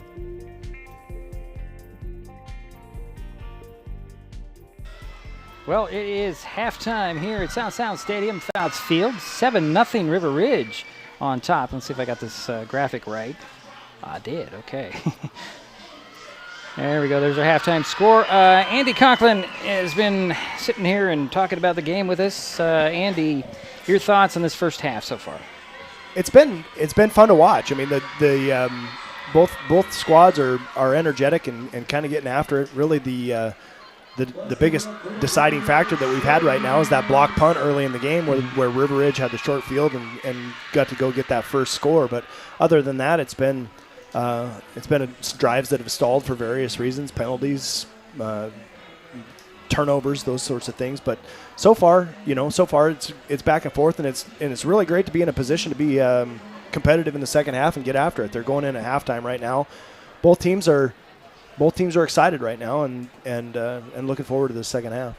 So on the procedural side of things, it looks like Shelton has got it really tight when they get in their formations, where River Ridge still a little nonchalant, getting out and coming out on the field, breaking that huddle. They're not getting out there like they don't want to be here tonight. Yeah, that's true. I mean, Coach Baldwin, he's Coach Baldwin's a high energy guy, and he demands excellence out of everybody. And so the minute he walked into high climber land, he started setting his expectations, and it seems as though the kids have learned what the expectations are, and they're gonna do it. It's just a few execution mishaps right now, and this is a different ball game. Right, a couple of passes that were just a little off, and they couldn't gather it in, and that one snap that went awry. And Yep.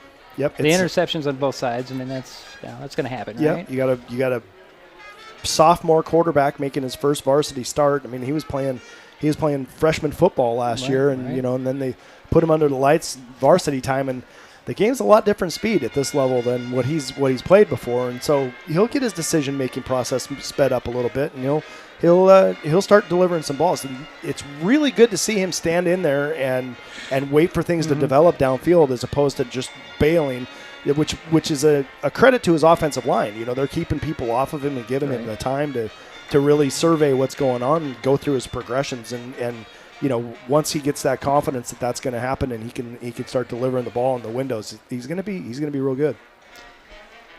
Jerry, you look like you have something to say. Yeah, I do. That defensive line for Shelton has been really good, led by Mason Guard and several others. Yeah, I had a great conversation with the defensive line coach, Chris Lacey, and he said he's got two standouts.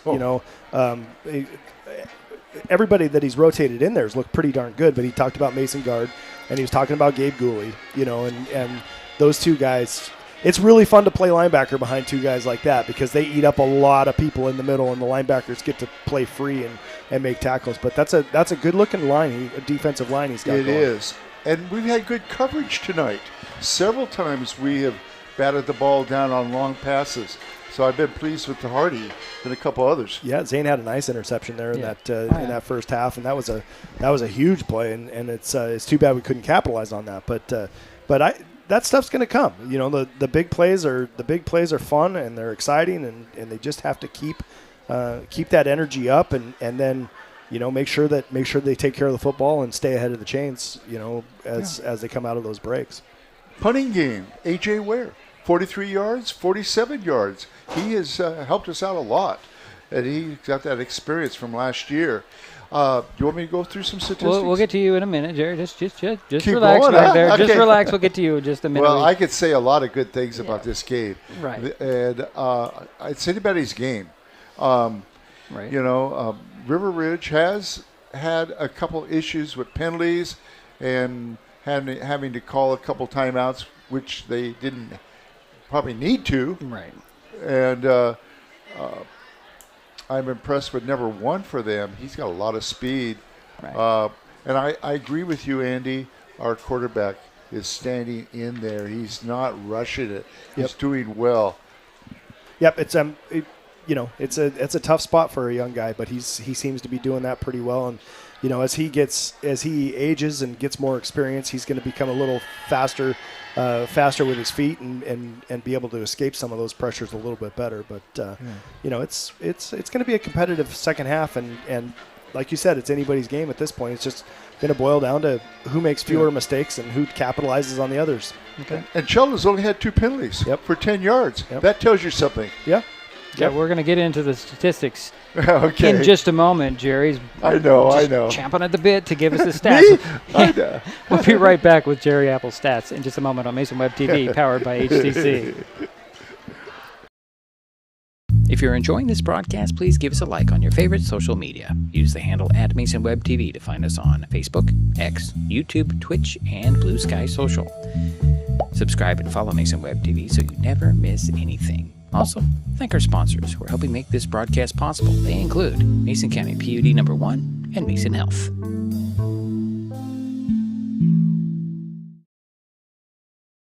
When the time comes for the assistance of real estate professionals, look to the team that has been consistently helping people buy and sell real estate for over 40 years in Mason County. Jeff, Andy, Chrissy, Shelby, and Laura from the Conklin team at Windermere Real Estate take great pride in our area and are proud sponsors of our community. If you are interested to know what your property might be worth or want to find just the right spot, scan that QR code and drop us a line. We'd be honored to help. What is fiber internet? We could bore you with the technical details, or we could tell you it's just internet. Internet that can do whatever you need. Crystal clear video chats with the family, smooth streaming of your favorite shows, uploading a ton of vacation photos in an instant. Even all of the above, all at once. Switch to fiber internet from Hood Canal Communications today and get $25 off your first 4 months of gig speed service. Visit hcc.net or call 360-898-2481. All right, we're back here at halftime, 7-0 River Ridge on top of Shelton. We're going to turn things over to Mr. Apple for our statistics from the first half. Jerry? Thank you. For River Ridge, they had 5 first downs. They were 5 for 8 in the passing game. The leading receiver for River Ridge was Kane Anguan, and he caught 2 passes for 32 yards. One of those was a 15-yard touchdown pass. Also, Kane Kopp caught 2 passes for 20 yards. The 5 catches that they made was good for 70 yards.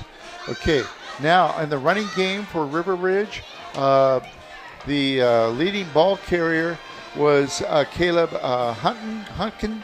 He had 2 carries for 14 yards. A total of 14 carries for 59 yards for River Ridge on the ground. A total of 119 yards, 59 plus 70. 1 interception. They had 1 turnover. That was an interception. What hurt them is they had some penalties, 6 penalties for 45 yards. But they did have a couple really nice kickoffs. One was for 57, one was for 59. And they had that block punt. Yep. Right. Now, for Shelton. Shelton had 4 first downs. They were 6 for 10 in the passing game. Quarterback Ryan Brady, number 12. The big play of the game was number 8, Jaden Gray. He caught 2 passes, 1 for 60 and 1 for 3. Okay. Also, Bennett Henry caught 2 passes for 9 yards. A total of 6 catches for 82 yards. Okay, now for the ground game, we had, this is kind of misleading, very misleading, because there was 17 carries. They only had 4 yards. And you're saying, what? How do you get that number? Well, we had 2 big losses. One for 22, a bad hike, and there was another one, I think, for 12. I'm not sure if that was a bad hike or not. I can't remember on that one, Andy. Or yeah, it was. Was it? Just a bad, so 2 bad hike. hikes. So the leading ball carrier was Vanderpool, number 30. He had 6 carries for 16 yards. He looked pretty good out there. So 2 penalties for 10 yards. A.J. Weir had 2 punts for 43 and 49. And, boy, we could just go through and mention all the people that had sacks. Our defensive line, and you mentioned Henry, the young Henry, had his first sack tonight. I don't know if it was a sack. I think it was just a good couple tackle. of Okay. tackles, yeah. And I know that Hayden Kesh had a nice tackle. Mason Guard had a few. Gabe Gooley had a couple tackles. So those are some of the names that I mentioned. And, of course, each team had one turnover. And Hardy had the turnover for us. Yeah. The interception. Yep. Anything else you can think of as far as statistics? Well, I do know that 60-yard pass play was actually to number 15, Hayden Cash. Yeah, that was not number 8. Am I sorry? I do apologize. Yep. Everybody, let's give credit to the right person. Yep. So Hayden Cash, Number 15. and that would give him then 69 yards, 2 completed passes, and that would give Jaden Gray 1 catch for 3 yards. So thank you for correcting me. Yeah. Okay. We're going to take a quick time out because we've got to fix a camera issue. We'll be right back to Mason Web TV, powered by HCC. I lost everything. What's going on here? Maybe I'm not going anywhere.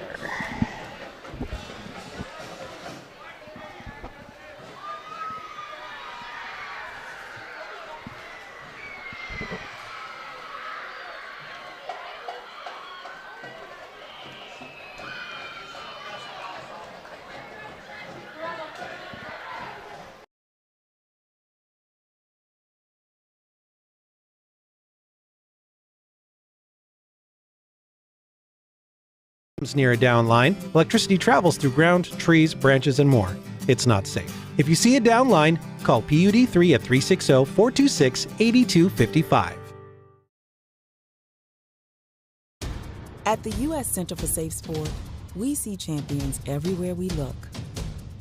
In every sport, on every court, we're building a foundation to ensure all athletes are safe, supported, and at the U.S. Center for Safe Sport, ending abuse is not just our job. It's our promise.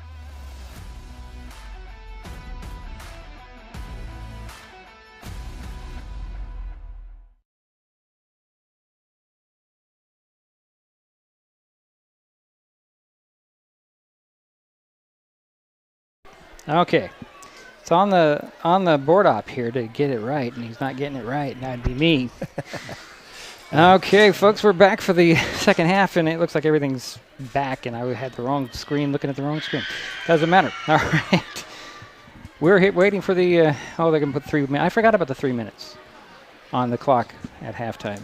Why do I forget about these things, guys? How do I forget about these things?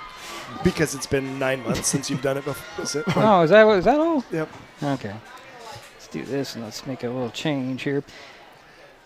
I'm excited to watch AJ in his kickoff duties here. AJ Weir has been going to all kinds of camps and things in the off season and getting some interest from colleges around the area looking at him at camps and stuff. So he's really working hard to be the best he can be, and it's all you can ask out of a kid.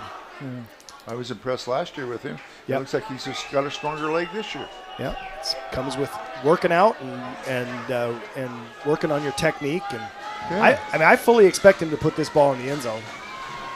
Yeah, this will be his first kickoff, of course. To talk about the kickoff from River Ridge, they were keeping it right near the goal line. Yeah, they were. And that's difficult to overcome. You don't want it to get in the goal and to be touchback, do you? It depends. It depends on how dangerous the kick returner is, because in high school, as soon as it breaks the plane of the end zone, it's a touchback. It's a touchback, right. They can't return it. So if you've got dangerous kick returners, kicking it out of the back of the end zone is the best way to go about it in a lot of cases, or squibbing that kick. Right. But I think most high schools, if they had a kicker that could put it in the end zone every time, they'd let him do it. Yeah. All right. Unless it was, crucial that kick act differently, onside kick, or trying to squib it down the middle and kill clock, or all those different kinds of things that they do. We're waiting for the clock to wind down here. And if it goes out of bounds, where's the ball placed? It's up to the receiving team. They either get to have them re-kick with I think it's a 5-yard penalty, 5-yard penalty and a re-kick, or they can take it at the 35. Thank you for the clarification. Yeah, whichever's better, right? Whichever they think, I was going to ask you about the concept of just doing an onside kick every time.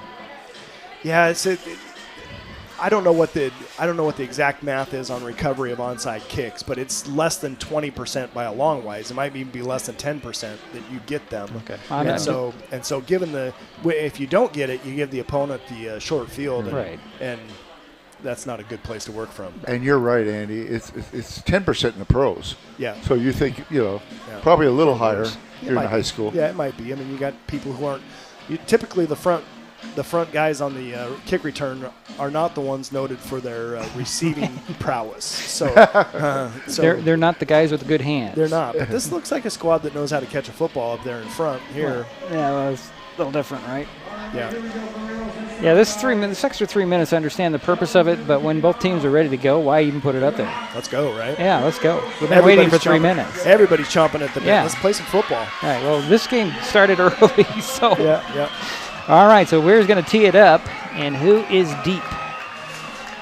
Yeah, let's see if I can see these guys deep here. I think one is going to be Agnon, and the other one might be Nelson. I can't see. I got 26. 26 is Kopp. 26 and 5 is what I have. So that makes sense. Agnon and Kopp are back deep, and I don't know who you want to kick to. I want to kick it out of the back of the end zone. Okay, you want to kick it out of the back of the end zone. Or in that gap there and go get it, right? Yeah. Here's the run up for Weir. He's going to boot it. Going to boot it to the 3-yard line. And here comes Agnon. He'll slide at the 25. Lost his footing. 22-yard return.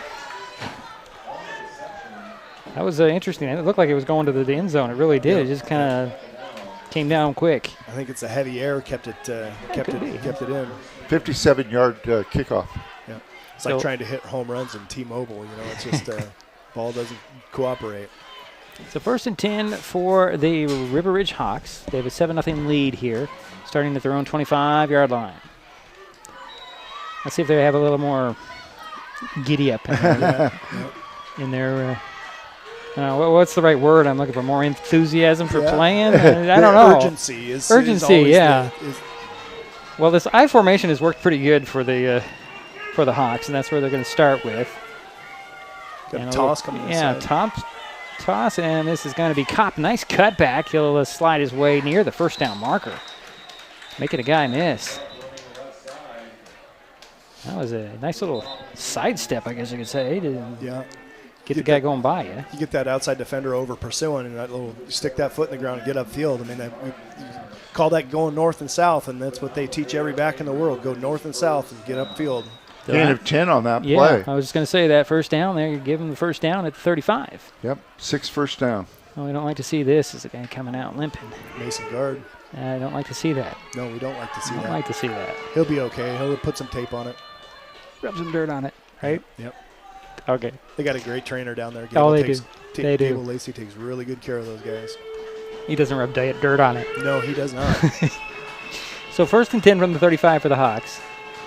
Then we'll go out of the shotgun this time. 2 receivers on each side. Kopp the back beside him.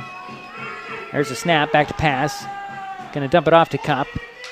And he's going to sprint up to the 40, cut back at the 42, and then drop there. It's a good 7-yard pickup. Yep.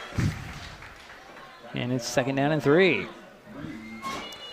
Seems like this is their bread and butter here. Just dump it off for a screen pass. Let the guy do it in space. Yeah, it's those outside defenders are flying out of there, leaving that flat open, and that is pretty easy pickings for a quarterback and a running back. Silas Hoff just came in as outside linebacker on the far side. He's 87. Up to the line of scrimmage. We approach 10 minutes to go. 3rd quarter, 7-0 River Ridge with the lead in the ball out of the gun. Handed off.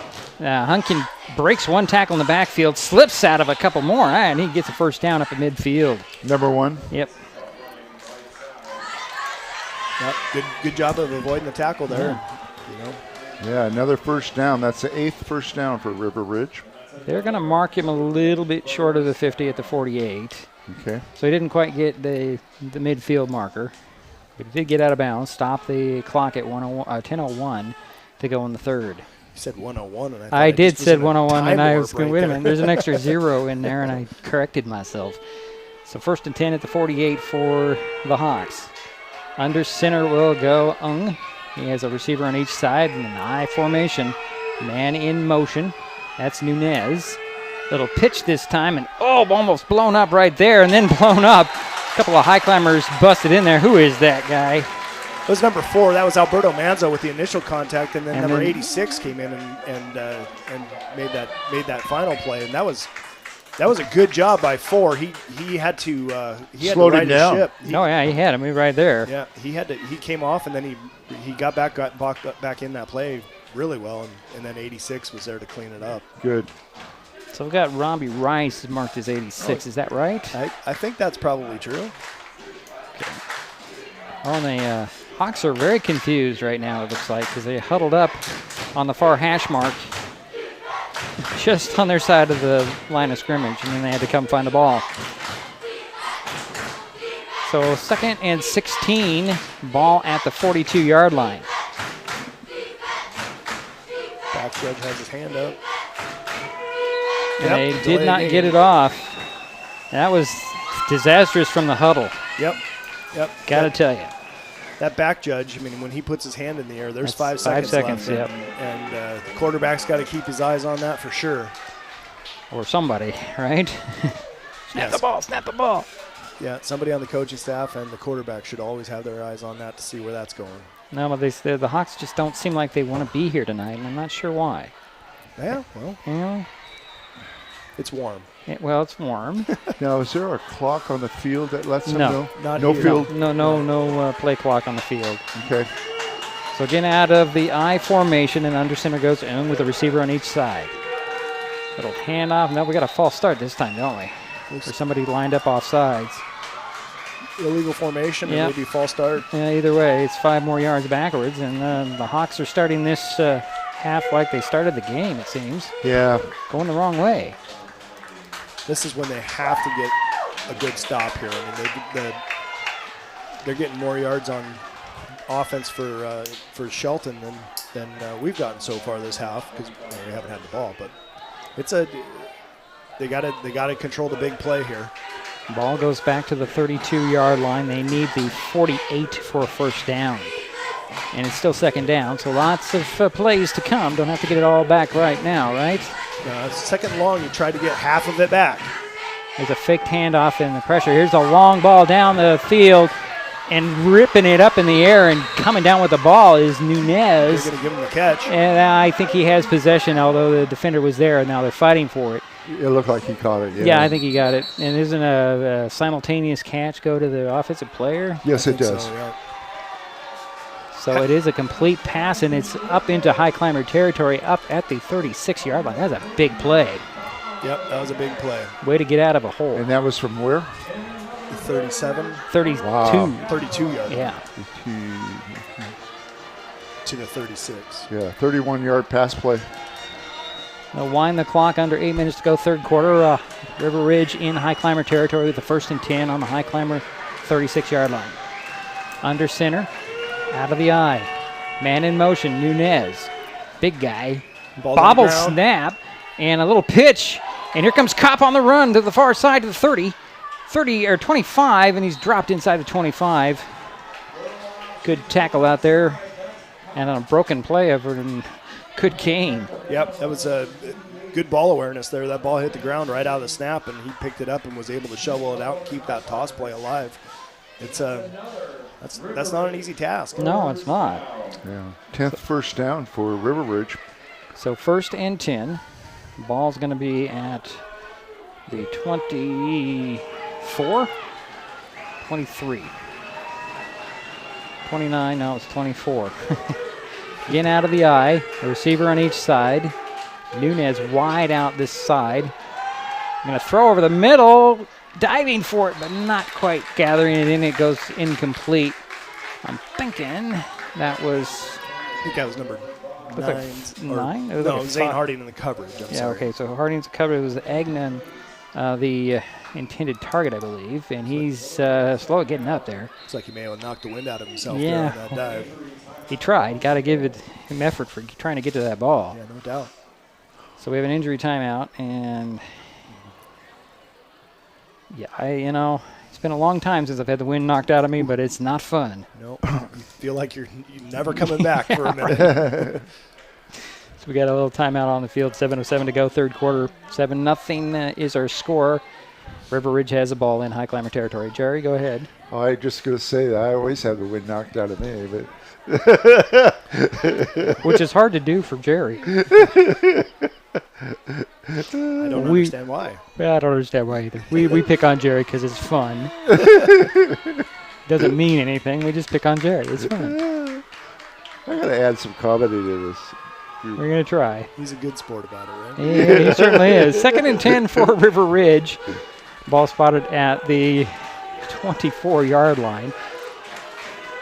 Ung's going to go out of the gun with 2 backs beside him, 1 on each side, no receiver on each side. There's the snap, turn around, fake the handoff, back to pass. He'll step up, pull it down, try to scramble, lost the ball, fumble on the ball, and the ball's still free. Who comes up with it? In the scrum, it looks like River Ridge maintained possession. We got a visitor here in the booth, guys. A little fly, a dragonfly, I think. So it ends up with a loss on the play. 3rd down, and it looks like it's going to be 15. Ball back at the 27-yard line. The board still says 29. Ball's never been at the 29 in this possession. But it is 3rd down. Cody Behringer checking in right now for Mason guard. He's still a little hobbly. Yeah. He's moving a lot better, though. Yeah, Cody Behringer's another kid with a great motor. He'll give you everything he's got. Back to the gun with the receiver. He deserves a little rest. There's the snap, back to pass he goes, and looks over the middle. Going to point, trying to get somebody to go to the corner. Nobody's biting. He's going to tuck it under, try to run. Scrambles his way to the 13-yard line, it looks like. He's short of the first down by about a yard. I'm thinking. No, it was the first down. Okay. It's that angle, It's a first down from the 13-yard line. Are the River Ridge Hawks. Clock is stopped at 5:58 to go here, third quarter. 7-0 is still our score. River Ridge knocking on the door again. It's like Mason Guard and Caleb Jordan are both nursing cramps down here on the sideline. That warm night. Warm night, yeah. Got to hydrate, right? Yes, sir. Out of the gun goes Oons. He's got 2 receivers on the far side. Going to pump, and he's going to look deep. Now he's going to be forced out of the pocket, scrambling. Now he's tuck it under. He's going to throw for the end zone. Out of bounds, incomplete. Great pass breakup. And good pressure applied there in the end. Did he throw it or run it? He threw it. It was way out of bounds. Fletcher Henry was coming. Thank you. Fletcher Henry on a great pass breakup right there. Yeah, good pursuit by our defensive line. Yeah, Quinn McKinnon, one of those guys. Yep. So that means it's 2nd down and 10 from the 13-yard line. Yeah, I say 13. Some people say 14. It's right smack dab in the middle of them. Clock did not move on that play. They didn't start the clock on that last play, so called a free play. 5:58 to go here in the third. Little pitch this time. Going around trying to cut it up the gut there. Still on his feet, trying to get guys off of him. I think that was number 11. Was it number? No, it's 21. 21 on the carry, and that. Okay. No, there. It's that's Durham. Okay. 21. That's Trip Durham. Took a couple of climbers for a trip. I know. Sorry, that was really bad. 3rd and short here. Andy's just trying to ignore my joke. It took me a second to register. It was a good one, Dieter. It was bad. I'm sorry. Yeah. So the clock is running, and it's going to be 3rd and 4. Yeah, it's going to be less than that, isn't it? Looks like 3rd and 3, maybe. Okay, well, the ball's spotted at the 6-yard line, it looks like. Out of the gun will go Oon. He's got a receiver on each side and a back on each side. A low snap handed off to number 1. Nowhere to run for Hunkin. Ball's out. Ball comes out. High climbers fall on it. Zane Hardy with the recovery. Is that right? That is correct. Okay. I'm getting it. That is I'm correct. getting it. And there's a second turnover for the Hawks in the ball game. That's just somebody trying to do too much and losing the handle, isn't it? Did you see who got the recovery? Number 9. Number 9, Zane Hardy. Number 9. Yep. Highclimbers take That's over. his second turnover he caught. He's all over the field. Yeah. They'll spot the ball at the 11-yard line. 1st and 10 for Shelton. You got nice job, James Hardy. Mason Guard's calf is cramping big time right now. Well, you got 6 players on Shelton gone both ways. Yep. Out of the pistol goes the Climbers, and you get that quick jump.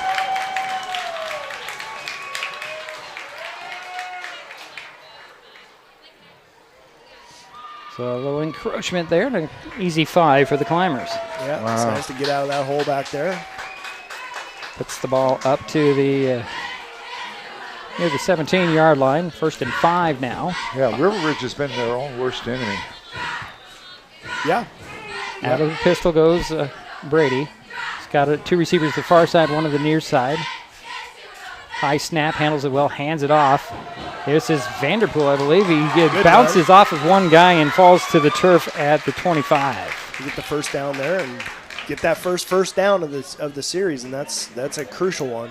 Yeah, Mark Smith used to talk about the middle 4 or the middle 8. The middle 8, yeah. Yeah, that's always a great indication of how your game goes. Yep. I've been really pleased with Vanderpool. Yeah. Running hard. Nice carry. Yep. The middle 8 is the 4 minutes before and the 4 minutes after halftime, and a lot happens in that time frame. So again, out of the pistol with 2 receivers to the far side, 1 to the near side. Vanderpool the back behind Brady. He'll get the handoff. Hesitate enough to find a hole, and then almost broke through, but comes up just shy of the first down marker at the 34. Yeah, ran into his blocker there, but it was a good play. Hey, gain of about 8 on the play. 8, 9? 9, Jared. 9. Okay. Second short's a play caller's dream, right? You got every tool in your quiver right here. Just going to talk about Vanderpool and the way he was just patiently waiting for that hole. Yep. And then hit it. Slow 2 and quick through. Yeah. Under 4 minutes to go here, 3rd quarter. Highclimbers with a 2nd and short. Bobbled snap again. Brady picks it up and drives forward. I think he got the first down. Yeah. Just bounced right back into his hands. Should be enough for the first down, I'm thinking. Yes, it is. 1st and 10 at the 35 for the Highclimbers. And that's a 6th first down for the Highclimbers. I see the confusion for the clock operator. He's not watching the guy in the white hat. Yeah.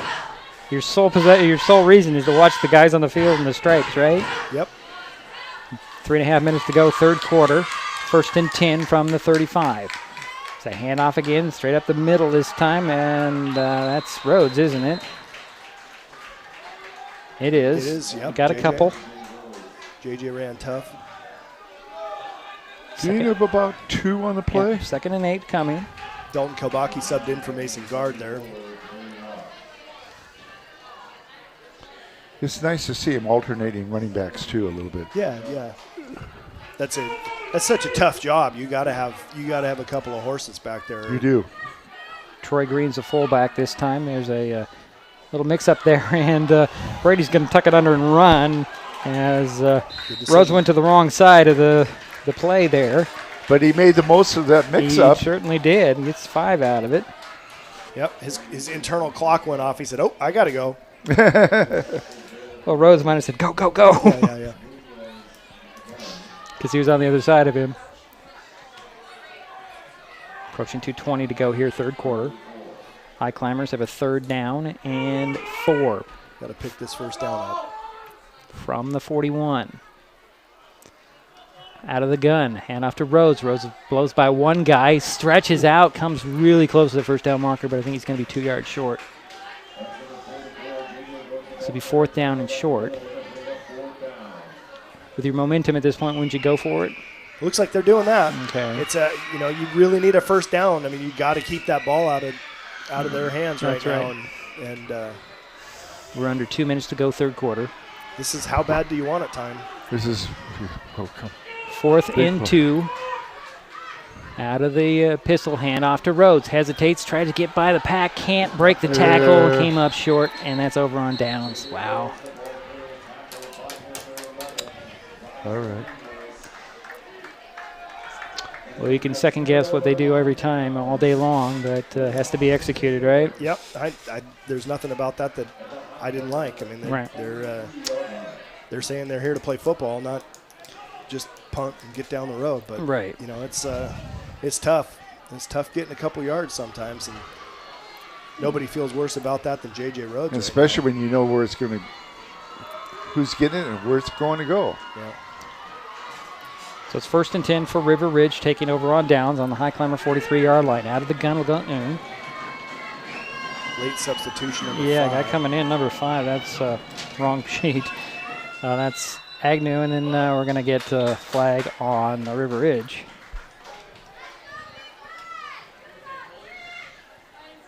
So false start on the Hawks. So the River Ridge isn't taking advantage of these things right away. No, they're not. No, this is an effort, and who? Yeah, 10 penalties. 10 penalties for 65 yards. Sorry. Sometimes it seems as though it's like who doesn't want to lose more, you know. But this right now we got to get a stop here and go into the fourth quarter and get on the board. 1st and 15 for River Ridge on the Highclimber 47-yard line. Minute and a half to go here in the third quarter. Out of the gun goes Oon with receivers on each side and receiver backs on each side. And he'll do a little dance back there trying to get away from the Highclimbers. They finally pull him down. This is not Oon. This is number 6, the quarterback. That's Harkless. Rashawn Harkless. I didn't see the quarterback change, and we have a Highclimber who's down at midfield. Looks like 26, Fletcher Henry down on the field. Was that number 9 was in on the tackle, and unfortunately... No, 26 is down. Yeah, 26 he was in on the tackle, too. Yeah, there was 2 on the tackle. I'm hoping this is just one of those... it's a cramp. Cramp, yeah. See Gable working that calf right now. He's You don't think that that's much, but boy, they're painful. Oh, boy.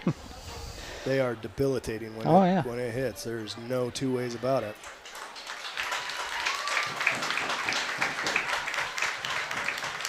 Just got to stretch it out and hydrate, right? Yeah, and unfortunately, I mean, hydrating for a game day starts on Tuesday. That's right. You know.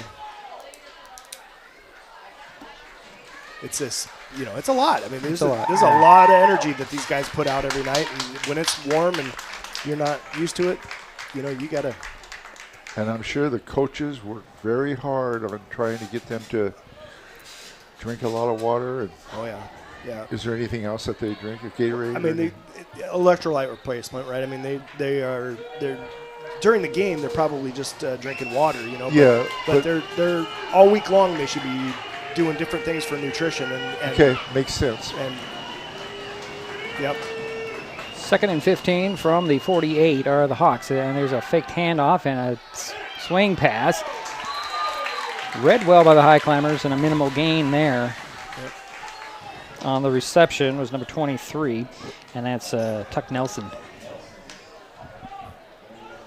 Gets up to the 44-yard line with under a minute to go here, third quarter.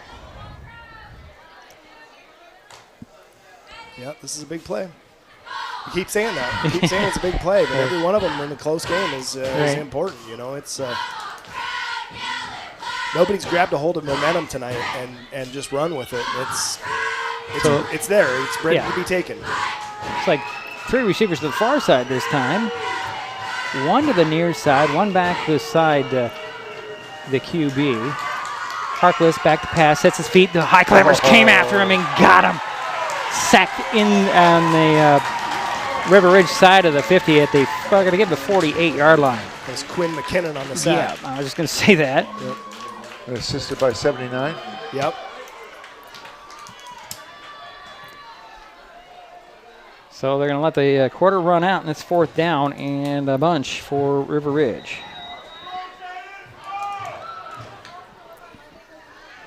Well, here we go. So we're going to head to the final period of play. We'll be right back. It's Mason Web TV, powered by HCC. Neighbors help each other. It's how community works, and it's how we do business at Hood Canal Communications. We know you count on us for value-priced internet, TV, and phone service, backed by friendly local support. Your hard-earned dollars stay right here as we invest in our community, our people, and smart technology. Hood Canal Communications, keeping our community connected while being a good neighbor. When the time comes for the assistance of real estate professionals, look to the team that has been consistently helping people buy and sell real estate for over 40 years in Mason County. Jeff, Andy, Chrissy, Shelby, and Laura from the Conklin team at Windermere Real Estate take great pride in our area and are proud sponsors of our community. If you are interested to know what your property might be worth or want to find just the right spot, scan that QR code and drop us a line. We'd be honored to help.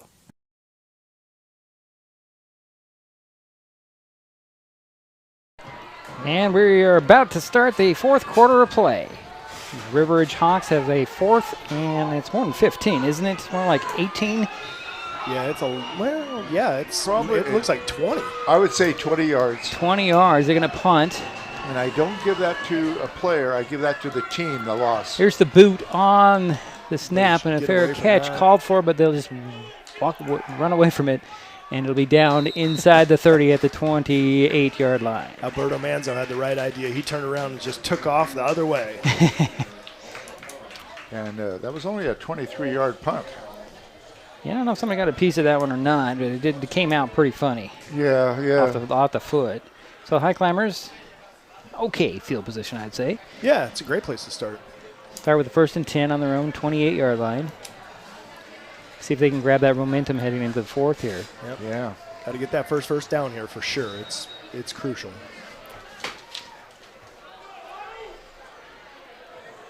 Get the Hawks on their heels. Yeah, 2 receivers far side, 1 on the near side. Out of the pistol goes Brady. McKinnon back beside him. Little faked handoff on the rollout. Throws over and off the hands. Just a little too much mustard on that pass, I think. Just a little bit McKinnon. Too much, yep. Incomplete it falls. Good hard hit there at the end. McKinnon wanted a flag, but that was a good football play. Right. I like the play, though.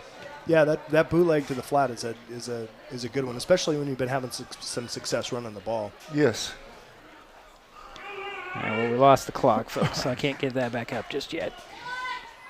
So 2nd down and 10. There's the snap and handoff. And it's Vanderpool's tripping over guys and stays on his feet, breaking tackles, pushing guys away, driving to the sidelines near the 46-yard line. That's a good run. That was a heck of a run. It's nice to see a guy get through that initial contact and keep his feet moving and get down the field. They're playing with some heart right now, and it's kind of fun. What about 15 yards? We'll try to. Yep. The 28 to the 35. Okay. 45, excuse me. So we have a 1st and 10 at the 45. Again, out of the pistol with 2 by 1.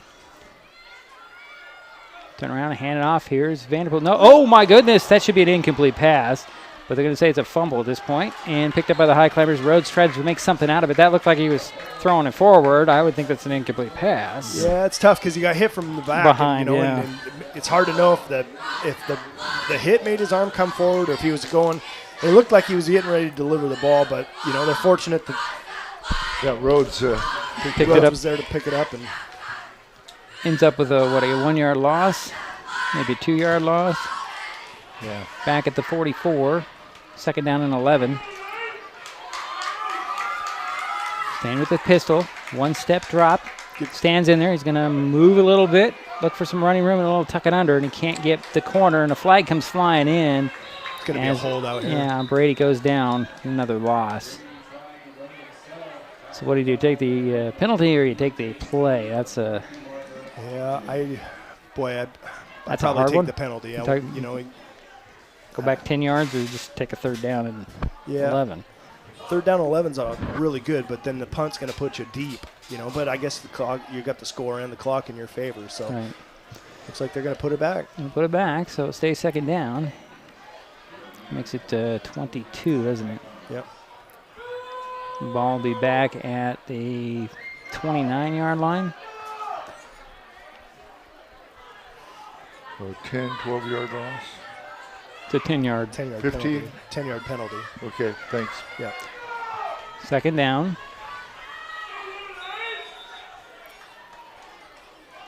A 25, it looks like. Back to pass. Little dump-off pass to Vanderpool. Hit as he caught it. And a short gain there at the 31.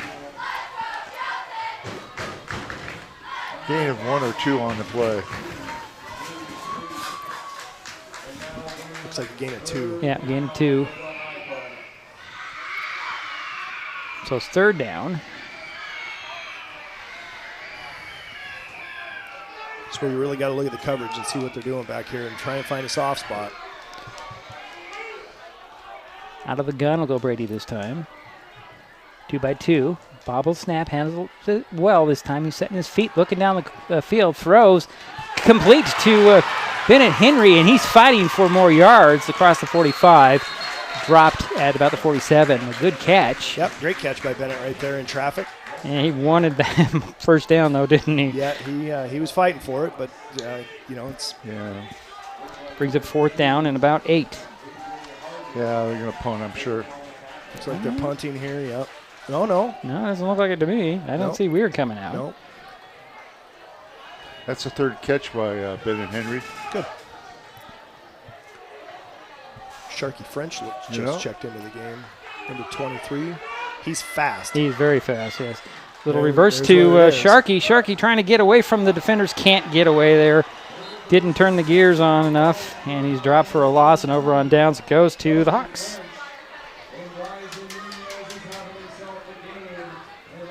So they're going to spot the ball at the 38-yard line. Highclimbers are just giving the Hawks these short fields, and the Hawks have not capitalized on it so far in this second half.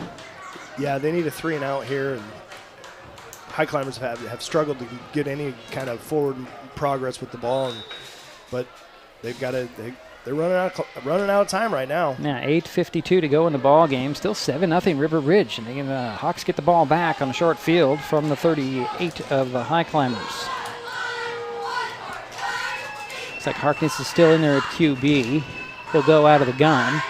The receiver on each side and back on each side. There's the snap, and then Harkness has nowhere to go. He's trying to run. He's got some speed. He gets around the corner, and he's run out of bounds by the Highclimbers. That's Silas Hoff chasing him down. After the gain of 3, 4? Looks like 4. 4 to the 34, so yeah, 4 yards. So it's going to be 2nd and 6. And I would think you keep it on the ground if you're the River Ridge. Oh, yeah, you just want to chew the clock here. Chew the clock. Stay in bounds if you can. Clock is stopped at 8:44. Yeah, so far, Vanderpool has had a fairly good game, especially here in the second half. Picking up 50 yards so far. Harkness out of the gun.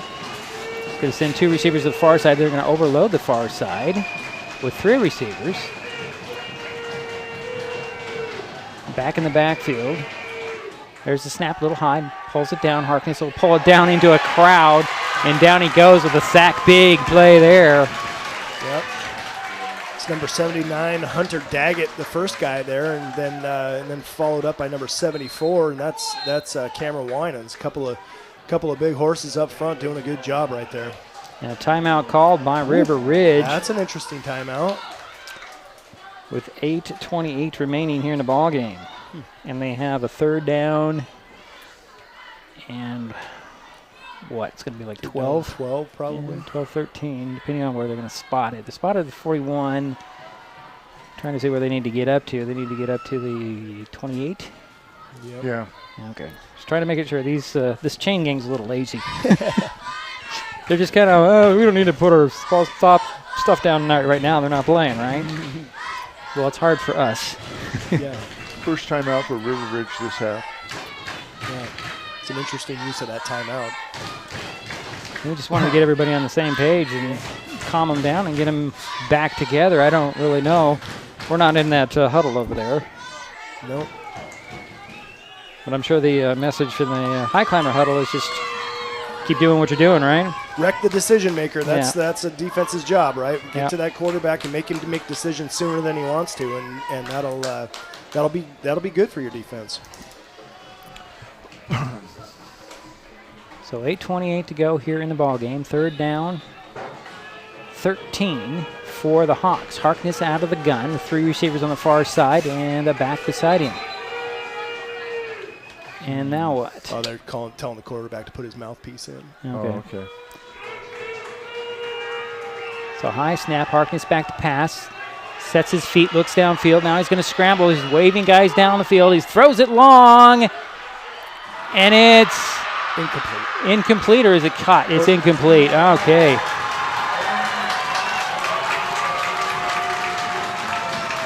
Well, is that Hardy back there celebrating like he had a pick? No, that was number 8. Okay. That's Jaden Gray. Jaden Gray. Well, it's incomplete. He brings it 4th down. Yeah, Gray's sitting there saying, I have the ball. Wow. So they'll bring 4th and 13 from the 41 for River Ridge. 4th and 13. Wow, 8:28 to go. The clock did not move on that last play again. Interesting. Yeah, clock operator's not doing their job today. That's the benefit of the high climbers right now. Yeah.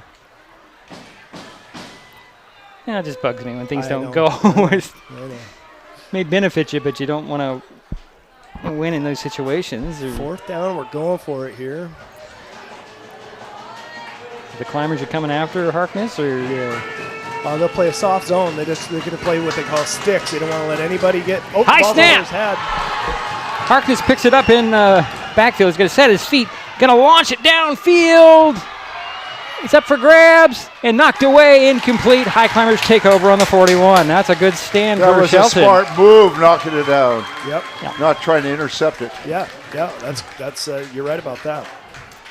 So good defensive stand there for the high climbers. They get the ball back, but they're not moving down the field yet. It's coming. I have faith. You have faith? Okay. I believe you. I mean, it's been a lot more fun than I expected today, to be honest. Yeah. You look back to what happened last year, and this is a way better position for the high climbers at this point in the game. That's not even worth saying, I guess. Out of the pistol will go Brady. He's got 2 receivers to the far side, 1 on the near side.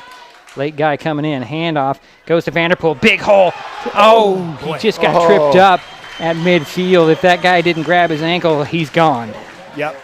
He had one guy to beat, that middle safety. And I don't think they play middle safety here like the high climbers play middle safety. So it was an 8-yard pickup, 2nd down and 2 from the 49. Picked up 9 yards, and he's got 70 yards all for the whole game. Good for him. 2 by 1. It's another handoff. And this is Vanderpool. He extends his body to get the 1st down on that tackle.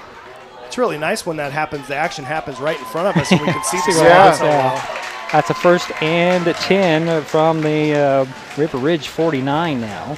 Another 1st down. That's a 7th 1st down for the high climbers. Yep. They bring J.J. Rhodes into the backfield here. 2 receivers on the far side, 1 on the near side. Oh, I like this formation. Yep. There's a handoff to Rhodes and slips 1 tackle. Is going to change his direction. Tried to step over 1 guy, and he got just enough of him. That is number 5 on the tackle for River Ridge, and that's Agnon.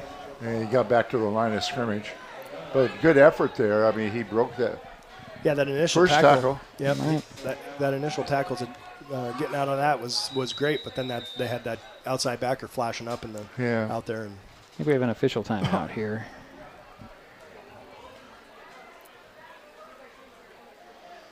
Somebody.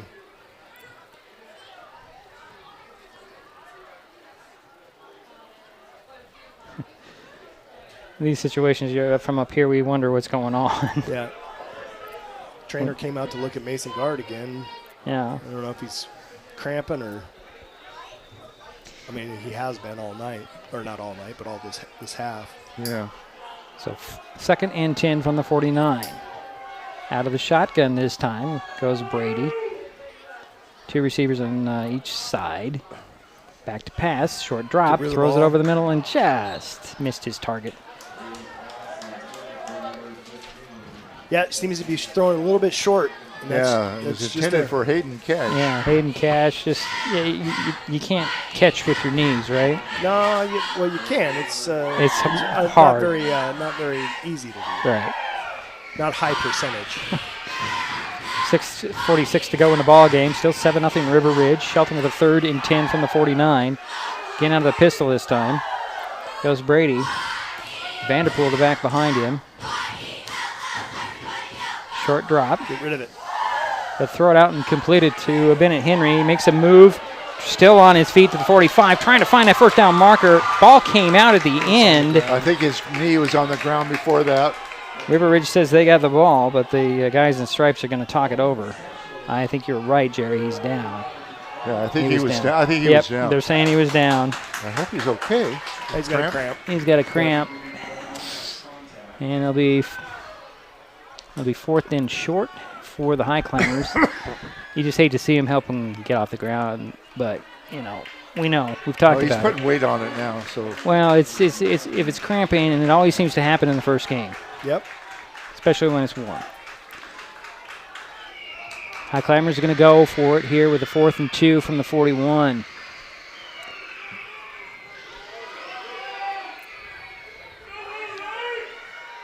Out of the pistol will go Brady. Vanderpool the back behind him. There's the snap. Hands it off to Vanderpool. Big hole up the middle. He got the first down, and then he got his pant leg tugged on, and down he goes. And Vanderpool slow to get up here. Gain of about 4 on the play. I'm saying. Yeah, spot the ball at the 37. Yeah, you're right, Jerry. Was that? Okay. Yeah.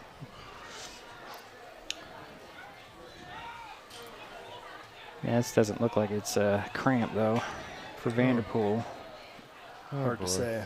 It is hard to say, but. I think everything's a cramp right now. It's just. Well, he had his leg tugged on that tackle, you never know what was going on at the end there. Yep. Well, you brought out a good point, Andy, earlier about being dehydrated the whole week. Yeah. Yeah, you can't worry about it in the fourth quarter. This is you got to be working that way with that. Yeah. He was in the neutral zone. So a quick 5 yards as we're closing in on 6 minutes here in the ball game. Let's toss the towel around here, guys. Yeah. Well, I can remember when I played, we never concentrated on water. We tried to go without water. Really? Different era, Jerry. Huh? Different era. I know it. Little handoff this time. This is Green trying to find some running room around the outside. That is Green, right? Alberto Manzo. Oh, that's Manzo, right? Okay. Didn't he have 4? Didn't Green have 4 at one point in time? I think Green was 4 last year. Green on that one? Yeah. No, Manzo. Green's number 6 this year. Right, yeah. So I don't think he got anything on that run. May have lost one. Did we? Okay. It's close. Well, it's 2nd down. Ball at the 33-yard line. Out of the gun will go Brady this time. Back to pass. Got to avoid one guy. Makes him miss. He's going to tuck it under. He's going to run. Going to be undercut just shy of the first down marker, I believe. Well, I think he's got it. He's got it? He's right at it. See where they spot the ball. Boy, he's showing a lot of poise. Just short, just about a yard. Yeah, that was a good decision.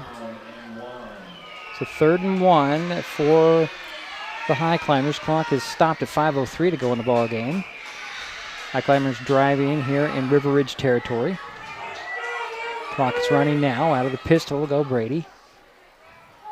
Man in motion. That's is that Cash in motion there? Hayden Cash. Hayden Cash. You can call it motion or misalignment. Right.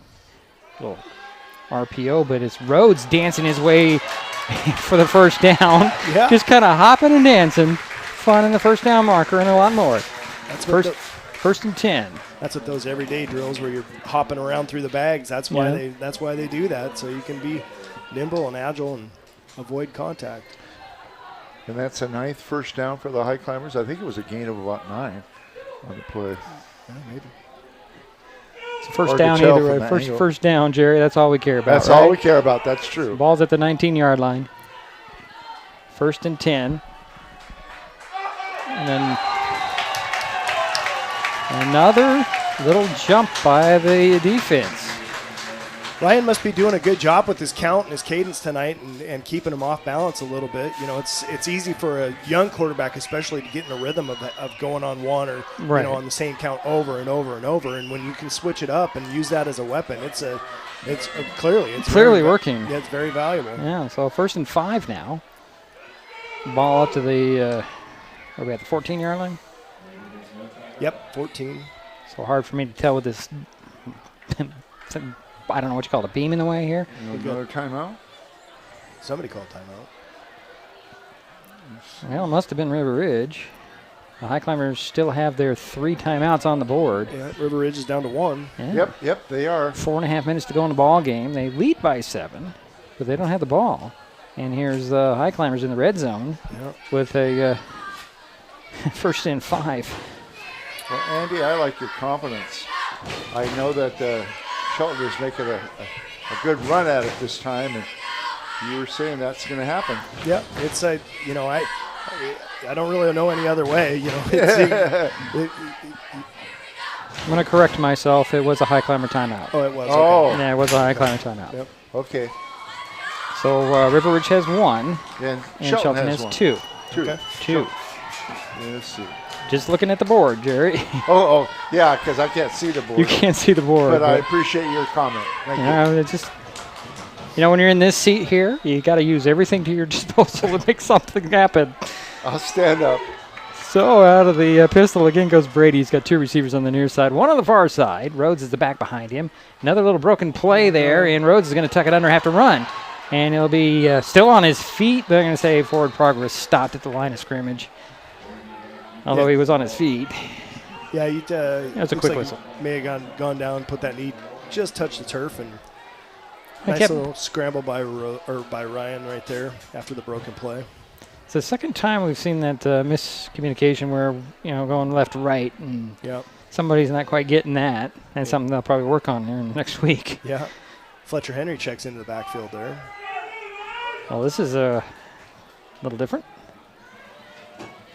A handoff and diving forward. I didn't see who the ball carrier was. Ball carrier was 26. 26. Henry. Okay, that's what I thought. Yeah. So I thought it was a 2. Yeah, it's 3rd and 4. 3rd and 3, maybe. I don't think we're going to spot that ball. Just similar to what they used to call a hammer. Yeah, this isn't a hammer formation. They split out wide and got 2 backs. Now they do, but the previous play. Yeah, I mean, the hammer was its own unique little single wing. Certainly was. It was a single wing formation that was the kids got excited about. This is a shotgun for Brady. He's got 2 receivers near side, and 1 on the far side, and 2 backs. Back to pass he goes. Oh, looking for a flag on that one. A throw, and it's complete, and that's McKinnon with the catch. McKinnon with the catch, and that's enough for a first down, it looks like. I think the Highclimbers got away with something. I saw somebody tugging at a jersey there. No flag came out. We can use a break or 2. No, I saw somebody with an arm out and a jersey stretched. Yeah. You let it go pretty quick, so maybe they just didn't see it. Where's the ball going at? They're going to spot the ball where? Nope, they did get him on the flag. Oh, they did? Yeah, marching back 10. Oh. Yeah.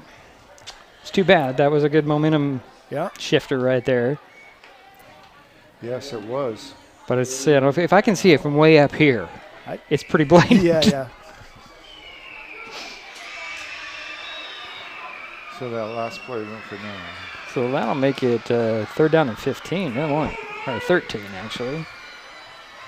Bad snap again. And Brady tries to pick it up, and he gets knocked down. And ball all the way back here at the 42. Wow.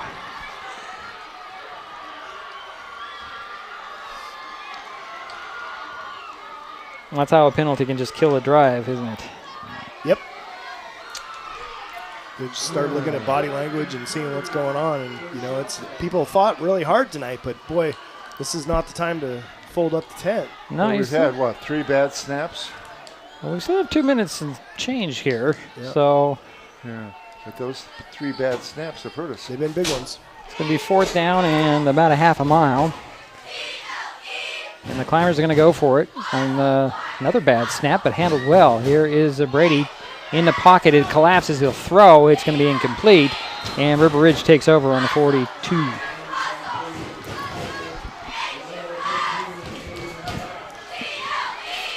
That's too bad. So 2 minutes remain here in the ball game, and River Ridge is going to take over with a 7-point lead. 1st and 10 on their own 42-yard line. So wouldn't you just run this as much as possible, or run the clock down? Yeah. You got to get a first down. If you get a first down, it's over here. But they shouldn't be trying to get to the sideline, or they shouldn't be trying to throw the ball at all. This is 2-minute drill. Right. 2-minute kill drill right here. So. Literally 2 minutes. Right. So 1st and 10 for River Ridge at the 42-yard line, their own 42. Harkness looks like it's going to go under center and out of the eye, and we have a timeout by the Hawks, and that should be it for them as for timeouts. That's an interesting place to call a timeout, don't you think?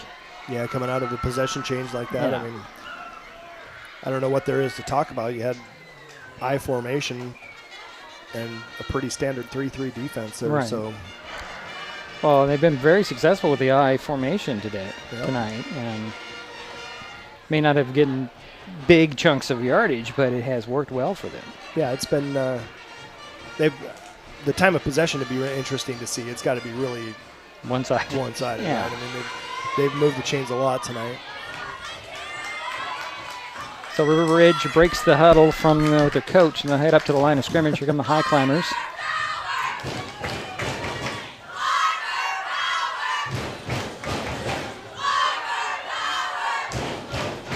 Lots of Climber fans here tonight. Yeah. Harkness will go under center out of the eye. 2 receivers on the far side. The man comes into motion. Back to pass goes Harkness. He looks downfield. He's going to throw downfield. Got a guy there. It's complete. And spinning out of bounds. It's number 23, I believe, with a catch. There's a penalty flag back here. Yeah, I think the man in motion started upfield before the snap. Holding. Offensive holding. Wow. Well, you don't see that very often. Yeah, that'll negate another nice play. That was a pretty good ball out there and a good catch. This will never go in the stat book, but it's 10 yards from the line of scrimmage, so it's a 10-yard penalty, but it's more like 20. Right. You're right. I mean, yeah. That's a big penalty. Yeah. Go 10 yards backwards when you should have been 30 yards forwards. Yeah. I don't understand that play call, though. Boy, oh boy. Yeah, I was wondering about that myself. Why are you going to the air when you should just grind it out? Unless you want to work on some plays for your league. Yeah, it doesn't. The win's more important than. Okay. Yeah. So out of the gun this time will go Harkness. He's got a couple of backs with him. High snap, hand it off. Here comes the run on the outside. This is Hunkin going nowhere, and the Highclimbers all over that. Nice job by Alberto Manzo getting there first, and Silas Hoff coming in there to clean that up. That was good gang tackle right there.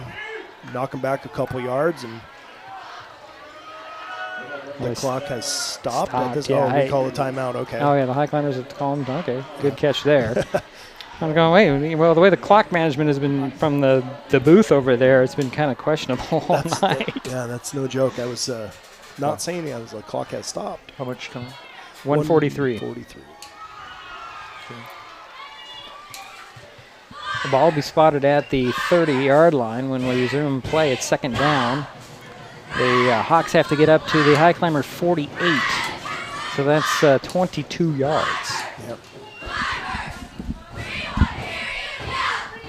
2nd and 22.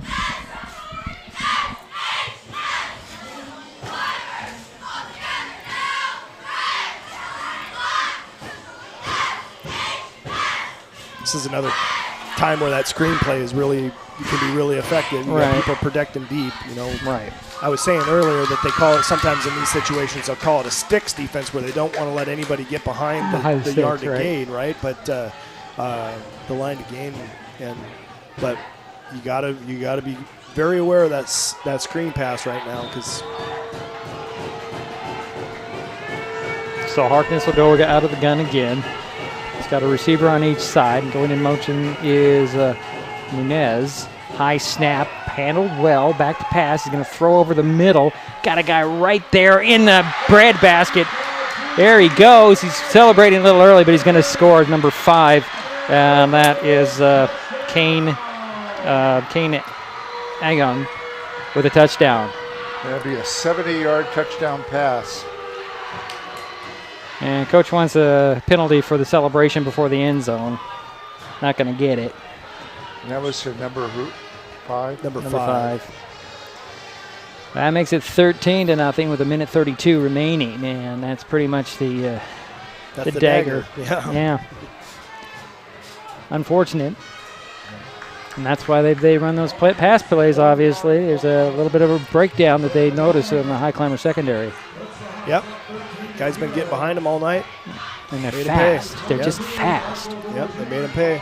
Here's the point after attempt.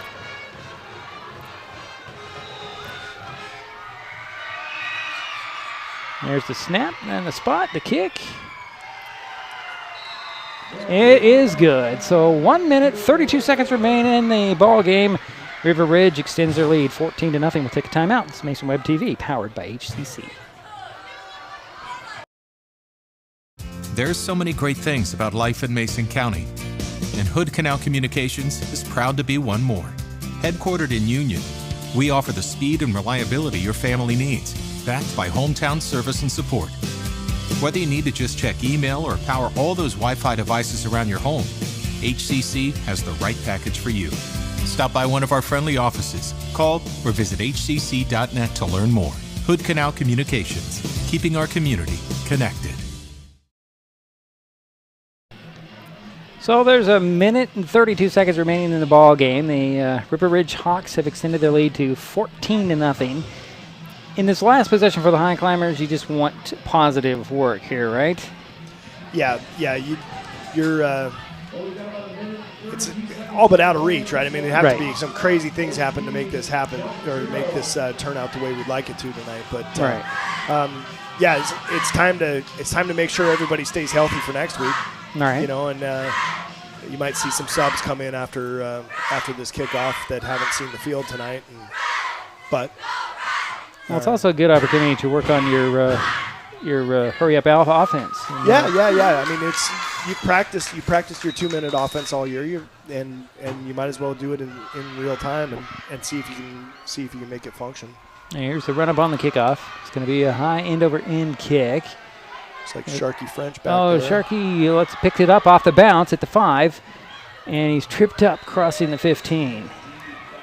Yeah, I'd like to see Sharky just go. Yeah. I've heard him. I haven't really seen that he goes. Yeah, he's fast. He grew up playing baseball on a team with my family members, and he showed up one summer and was all of a sudden running the bases at a 45-degree angle. Seriously? He's fast. Well, the Highclimbers have 1:27 to work. I'm going to start out on their own, what is that? It's like the 12-yard line. 17. 17? Yep. I can't tell. Yeah, 17-yard line.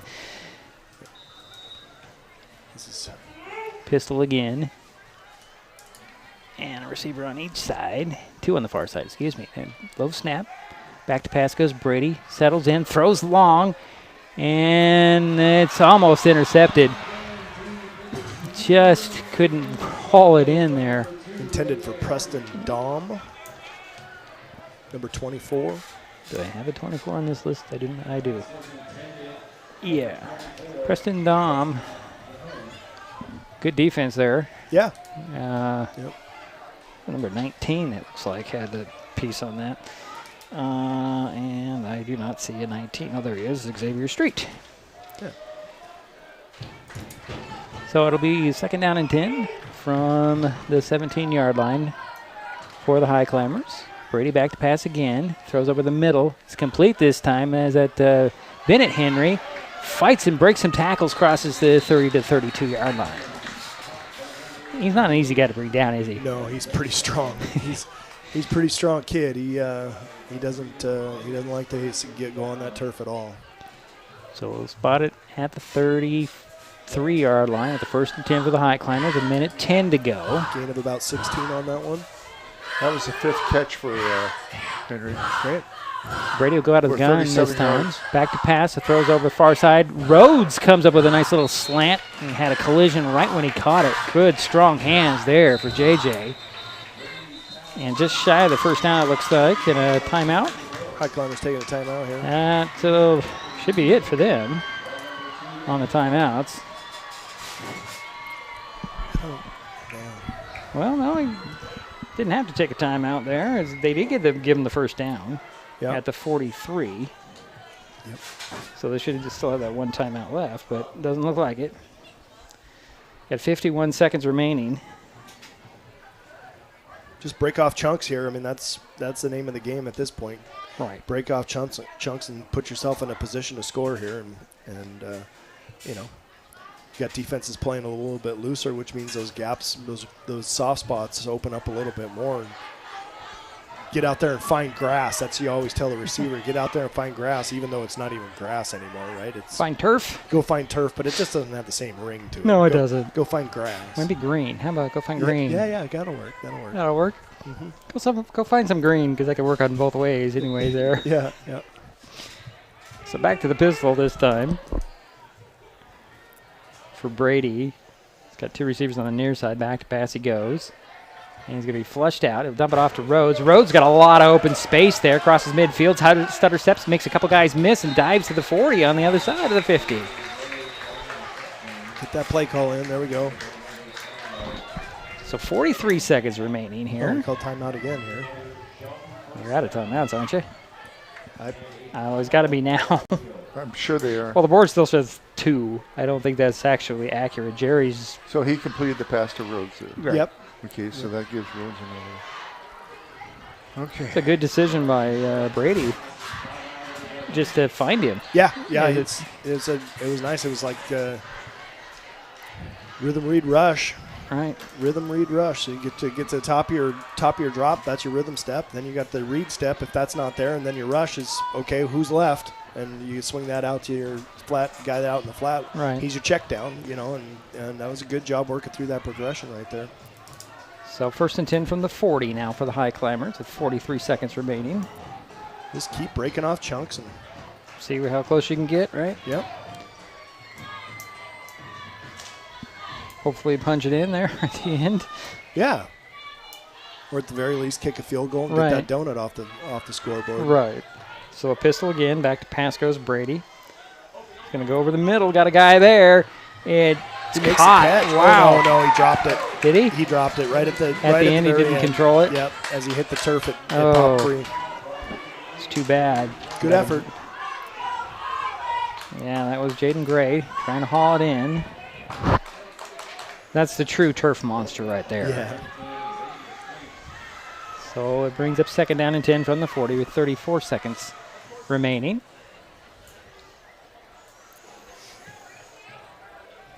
See a steady diet of that probably.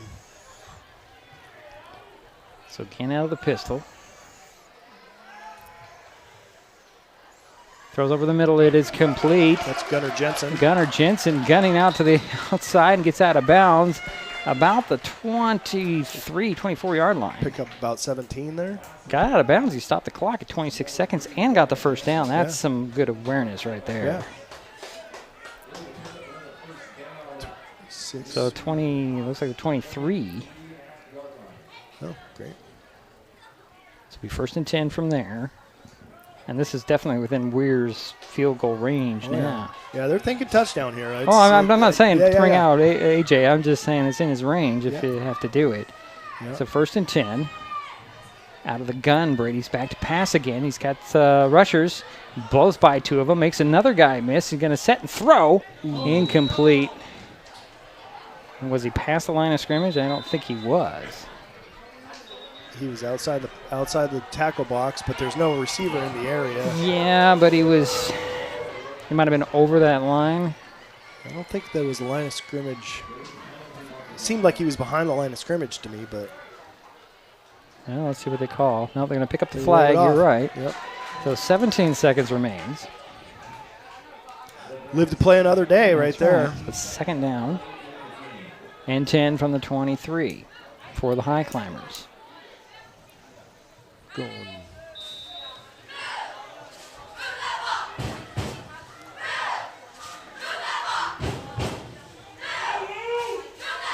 So again, Brady out of the pistol with Rhodes behind him.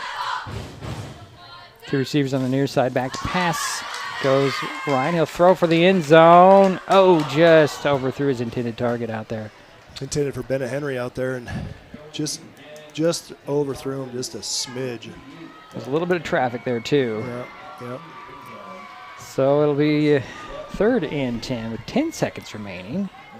One more try, right? Yep. You got to get to the end zone here. Right, I mean, this ball's got to go. So, because then you're going to come in and kick a field goal if that doesn't work. Well, as long as you don't run out of time. Yeah. At 10 seconds.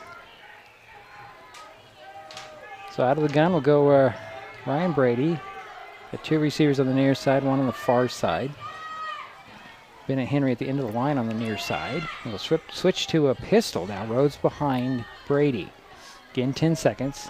3rd and 10 from the 23. Back to pass. A little bit of a rush. He'll step up and he'll go down. That's going to do it. And that will pretty much do it for the ball game, folks, as the clock goes to 3. They're going to stop it. Nope, they're not. It's going to be the game. So the final score, River Ridge holds on and wins 14-0, beating the Shelton Highclimbers. Take a quick timeout, come back, and we'll wrap this thing up. It's Mason Web TV, powered by HCC. Vape companies have a history of targeting teens. Now that they've been caught red-handed marketing to minors in Washington state and forced to pay millions in a major lawsuit, when it comes to your health, choose what matters. Choose you. Brought to you by Mason County Public Health and Mason County Substance Abuse Prevention Coalition. If you're enjoying this broadcast, please give us a like on your favorite social media. Use the handle @MasonWebTV to find us on Facebook, X, YouTube, Twitch, and Blue Sky Social. Subscribe and follow Mason Web TV so you never miss anything. Also, thank our sponsors who are helping make this broadcast possible. They include Mason County PUD number 1 and Mason Health.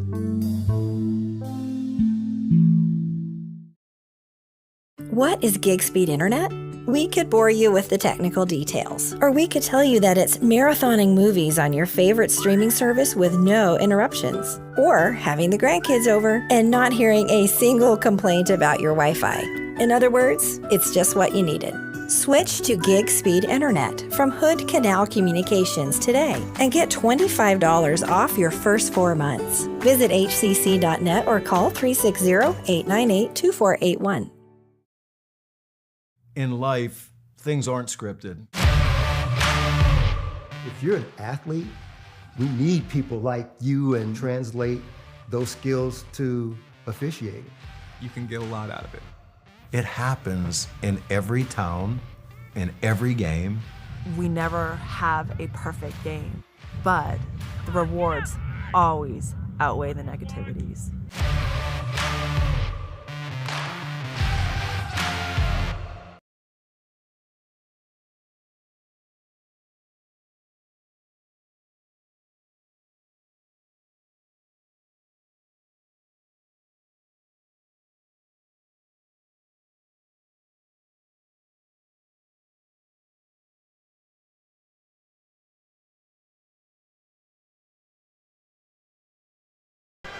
And we are back here. It's a final score: River Ridge 14, Shelton nothing. Andy, your final thoughts here? Yeah, it's a good game tonight. They fought hard the whole time. I mean, I just looked up, this time last year, we're sitting here looking at a loss of 51-7, right? And so you look for little victories and things that you can build on as you move into next week's system, and they're gonna see a lot of things on the film tonight that they can fix and work on, and just see, small little things. The good thing that I don't think they need to really work on is effort, right? And effort effort was there all night, and it was good to see them playing with heart and trying to stay in it. If you're talking about effort, that's something the Hawks need to work on. They still came away with a win. But they just seem to be lackadaisical in the whole thing. Yep. And that could come from them walking in knowing what their score was last season and thinking that they were going to just roll over the Highclimbers tonight, which they absolutely did not. So I think the key was the 4 bad snaps by Shelton. And that right there gave him 63 yards in loss. Yeah. And that all goes towards the team, not towards an individual player. Yeah. So I see that as a big thing. I see a lot of good things, though. I saw the defense played well at times. The defensive line looked good. Hardy looked good. He had 2 turnovers. I know I'm getting into statistics. Well, that's your turn. Next up. Go ahead. Yeah. You can go ahead and just jump right into your statistics, Jerry. We'll get this thing wrapped up. Sure. Let's start with Shelton. Okay, Shelton was 11 for 21 in the passing game. They had 164 yards. Pretty darn good, I think. The leading receiver was Bennett. Hayden Cash had a 69-yard reception, or 60-yard reception, 2 passes caught for 69 total. The second leading receiver was Bennett Henry. He had 5 catches for 37 yards. So you add up the 164 yards, that's good. Yep. Now, here's what hurt. The 4 snaps led to 63 yards loss. If you could take that away, they had 13 carries for 75 yards. And so they would have been pretty close statistically with River Ridge. But when you have to drop that 63 yards, then you're adding 164 yards passing and only 12 yards running, and that's 176 yards. They did get 11 first downs, 7 in the second half. And I thought they did well on the penalties. Yep. They only had 4 penalties for 30 yards, and we only had 1 turnover. Yep, overall pretty clean game for the Highclimbers. Yeah, it was. Now, for River Ridge, they had 11 first downs, 6 in the second half. They were 11 for 17 in the air, and if you add the 196 yards that they had in passing with the 93 yards that they had on the ground, they had a total of 289 compared to Shelton's 176. But actually, you could add more yards to Shelton's total. What kept Shelton in the ball game was a couple things. Their defense, I thought, was really good, and less penalties, and they had 2 turnovers, both by James Hardy. And also, I want to give credit to our kicking game. A.J. Weir had a 57-yard kickoff, which is darn good, and he had 2 really nice punts, 1 for 43 and 1 for 49. Andy, can you think of anything else that No, I mean, no, I think you did a great job with that. It's always nice to hear the numbers because you feel the flow and you feel what's going on, but to see the numbers, be able to analyze, it's really helpful. Yeah, it was close. It was close statistically if you take away those 4 bad snaps. Yeah. Yep. Well, next up for the Highclimbers, they have their home opener next Friday, and for some reason I didn't put down the opponent on this, but it's North Thurston. North Thurston, yeah. It's the 12th at Jack Stark Field, Highclimber Stadium. We'll be there. Yeah. We'll be there. For the Hawks, well, they're staying right here, but their opponent doesn't get any better. They got Kelso coming in next Friday, so And who do they play next Friday? Kelso. Oh, yeah. Oh, boy. So it doesn't get any easier for them. You guys have anything else? No, just thank you for being here, Andy. We sure appreciate your expertise. And Diedrich, you did a great job calling the game. Well, hand it off to we Caitlin here for the let's give some credit. Yeah. To Caitlin did a great job. Oh, yeah. And your friend. Seasoned pro out there, and she's in amongst the fans. So, she's not protected. So we're protected. Well, I guess that'll do it for us here at South Sound Stadium. My thanks to Jerry Apple, Andy Conklin, and Caitlin, good grief. It's been a long night for their help with tonight's broadcast. Final score again, River Ridge 14, Shelton nothing. We'll talk to you next Friday. You've been watching high school football on Mason Web TV, powered by HCC. And I will get this done some way or another.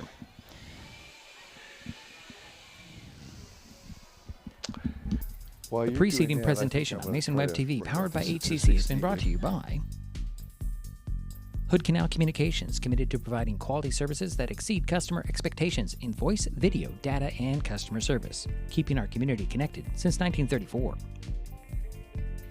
Mason County Public Health and Human Services Prevention Education Partners Substance Abuse Prevention Coalition.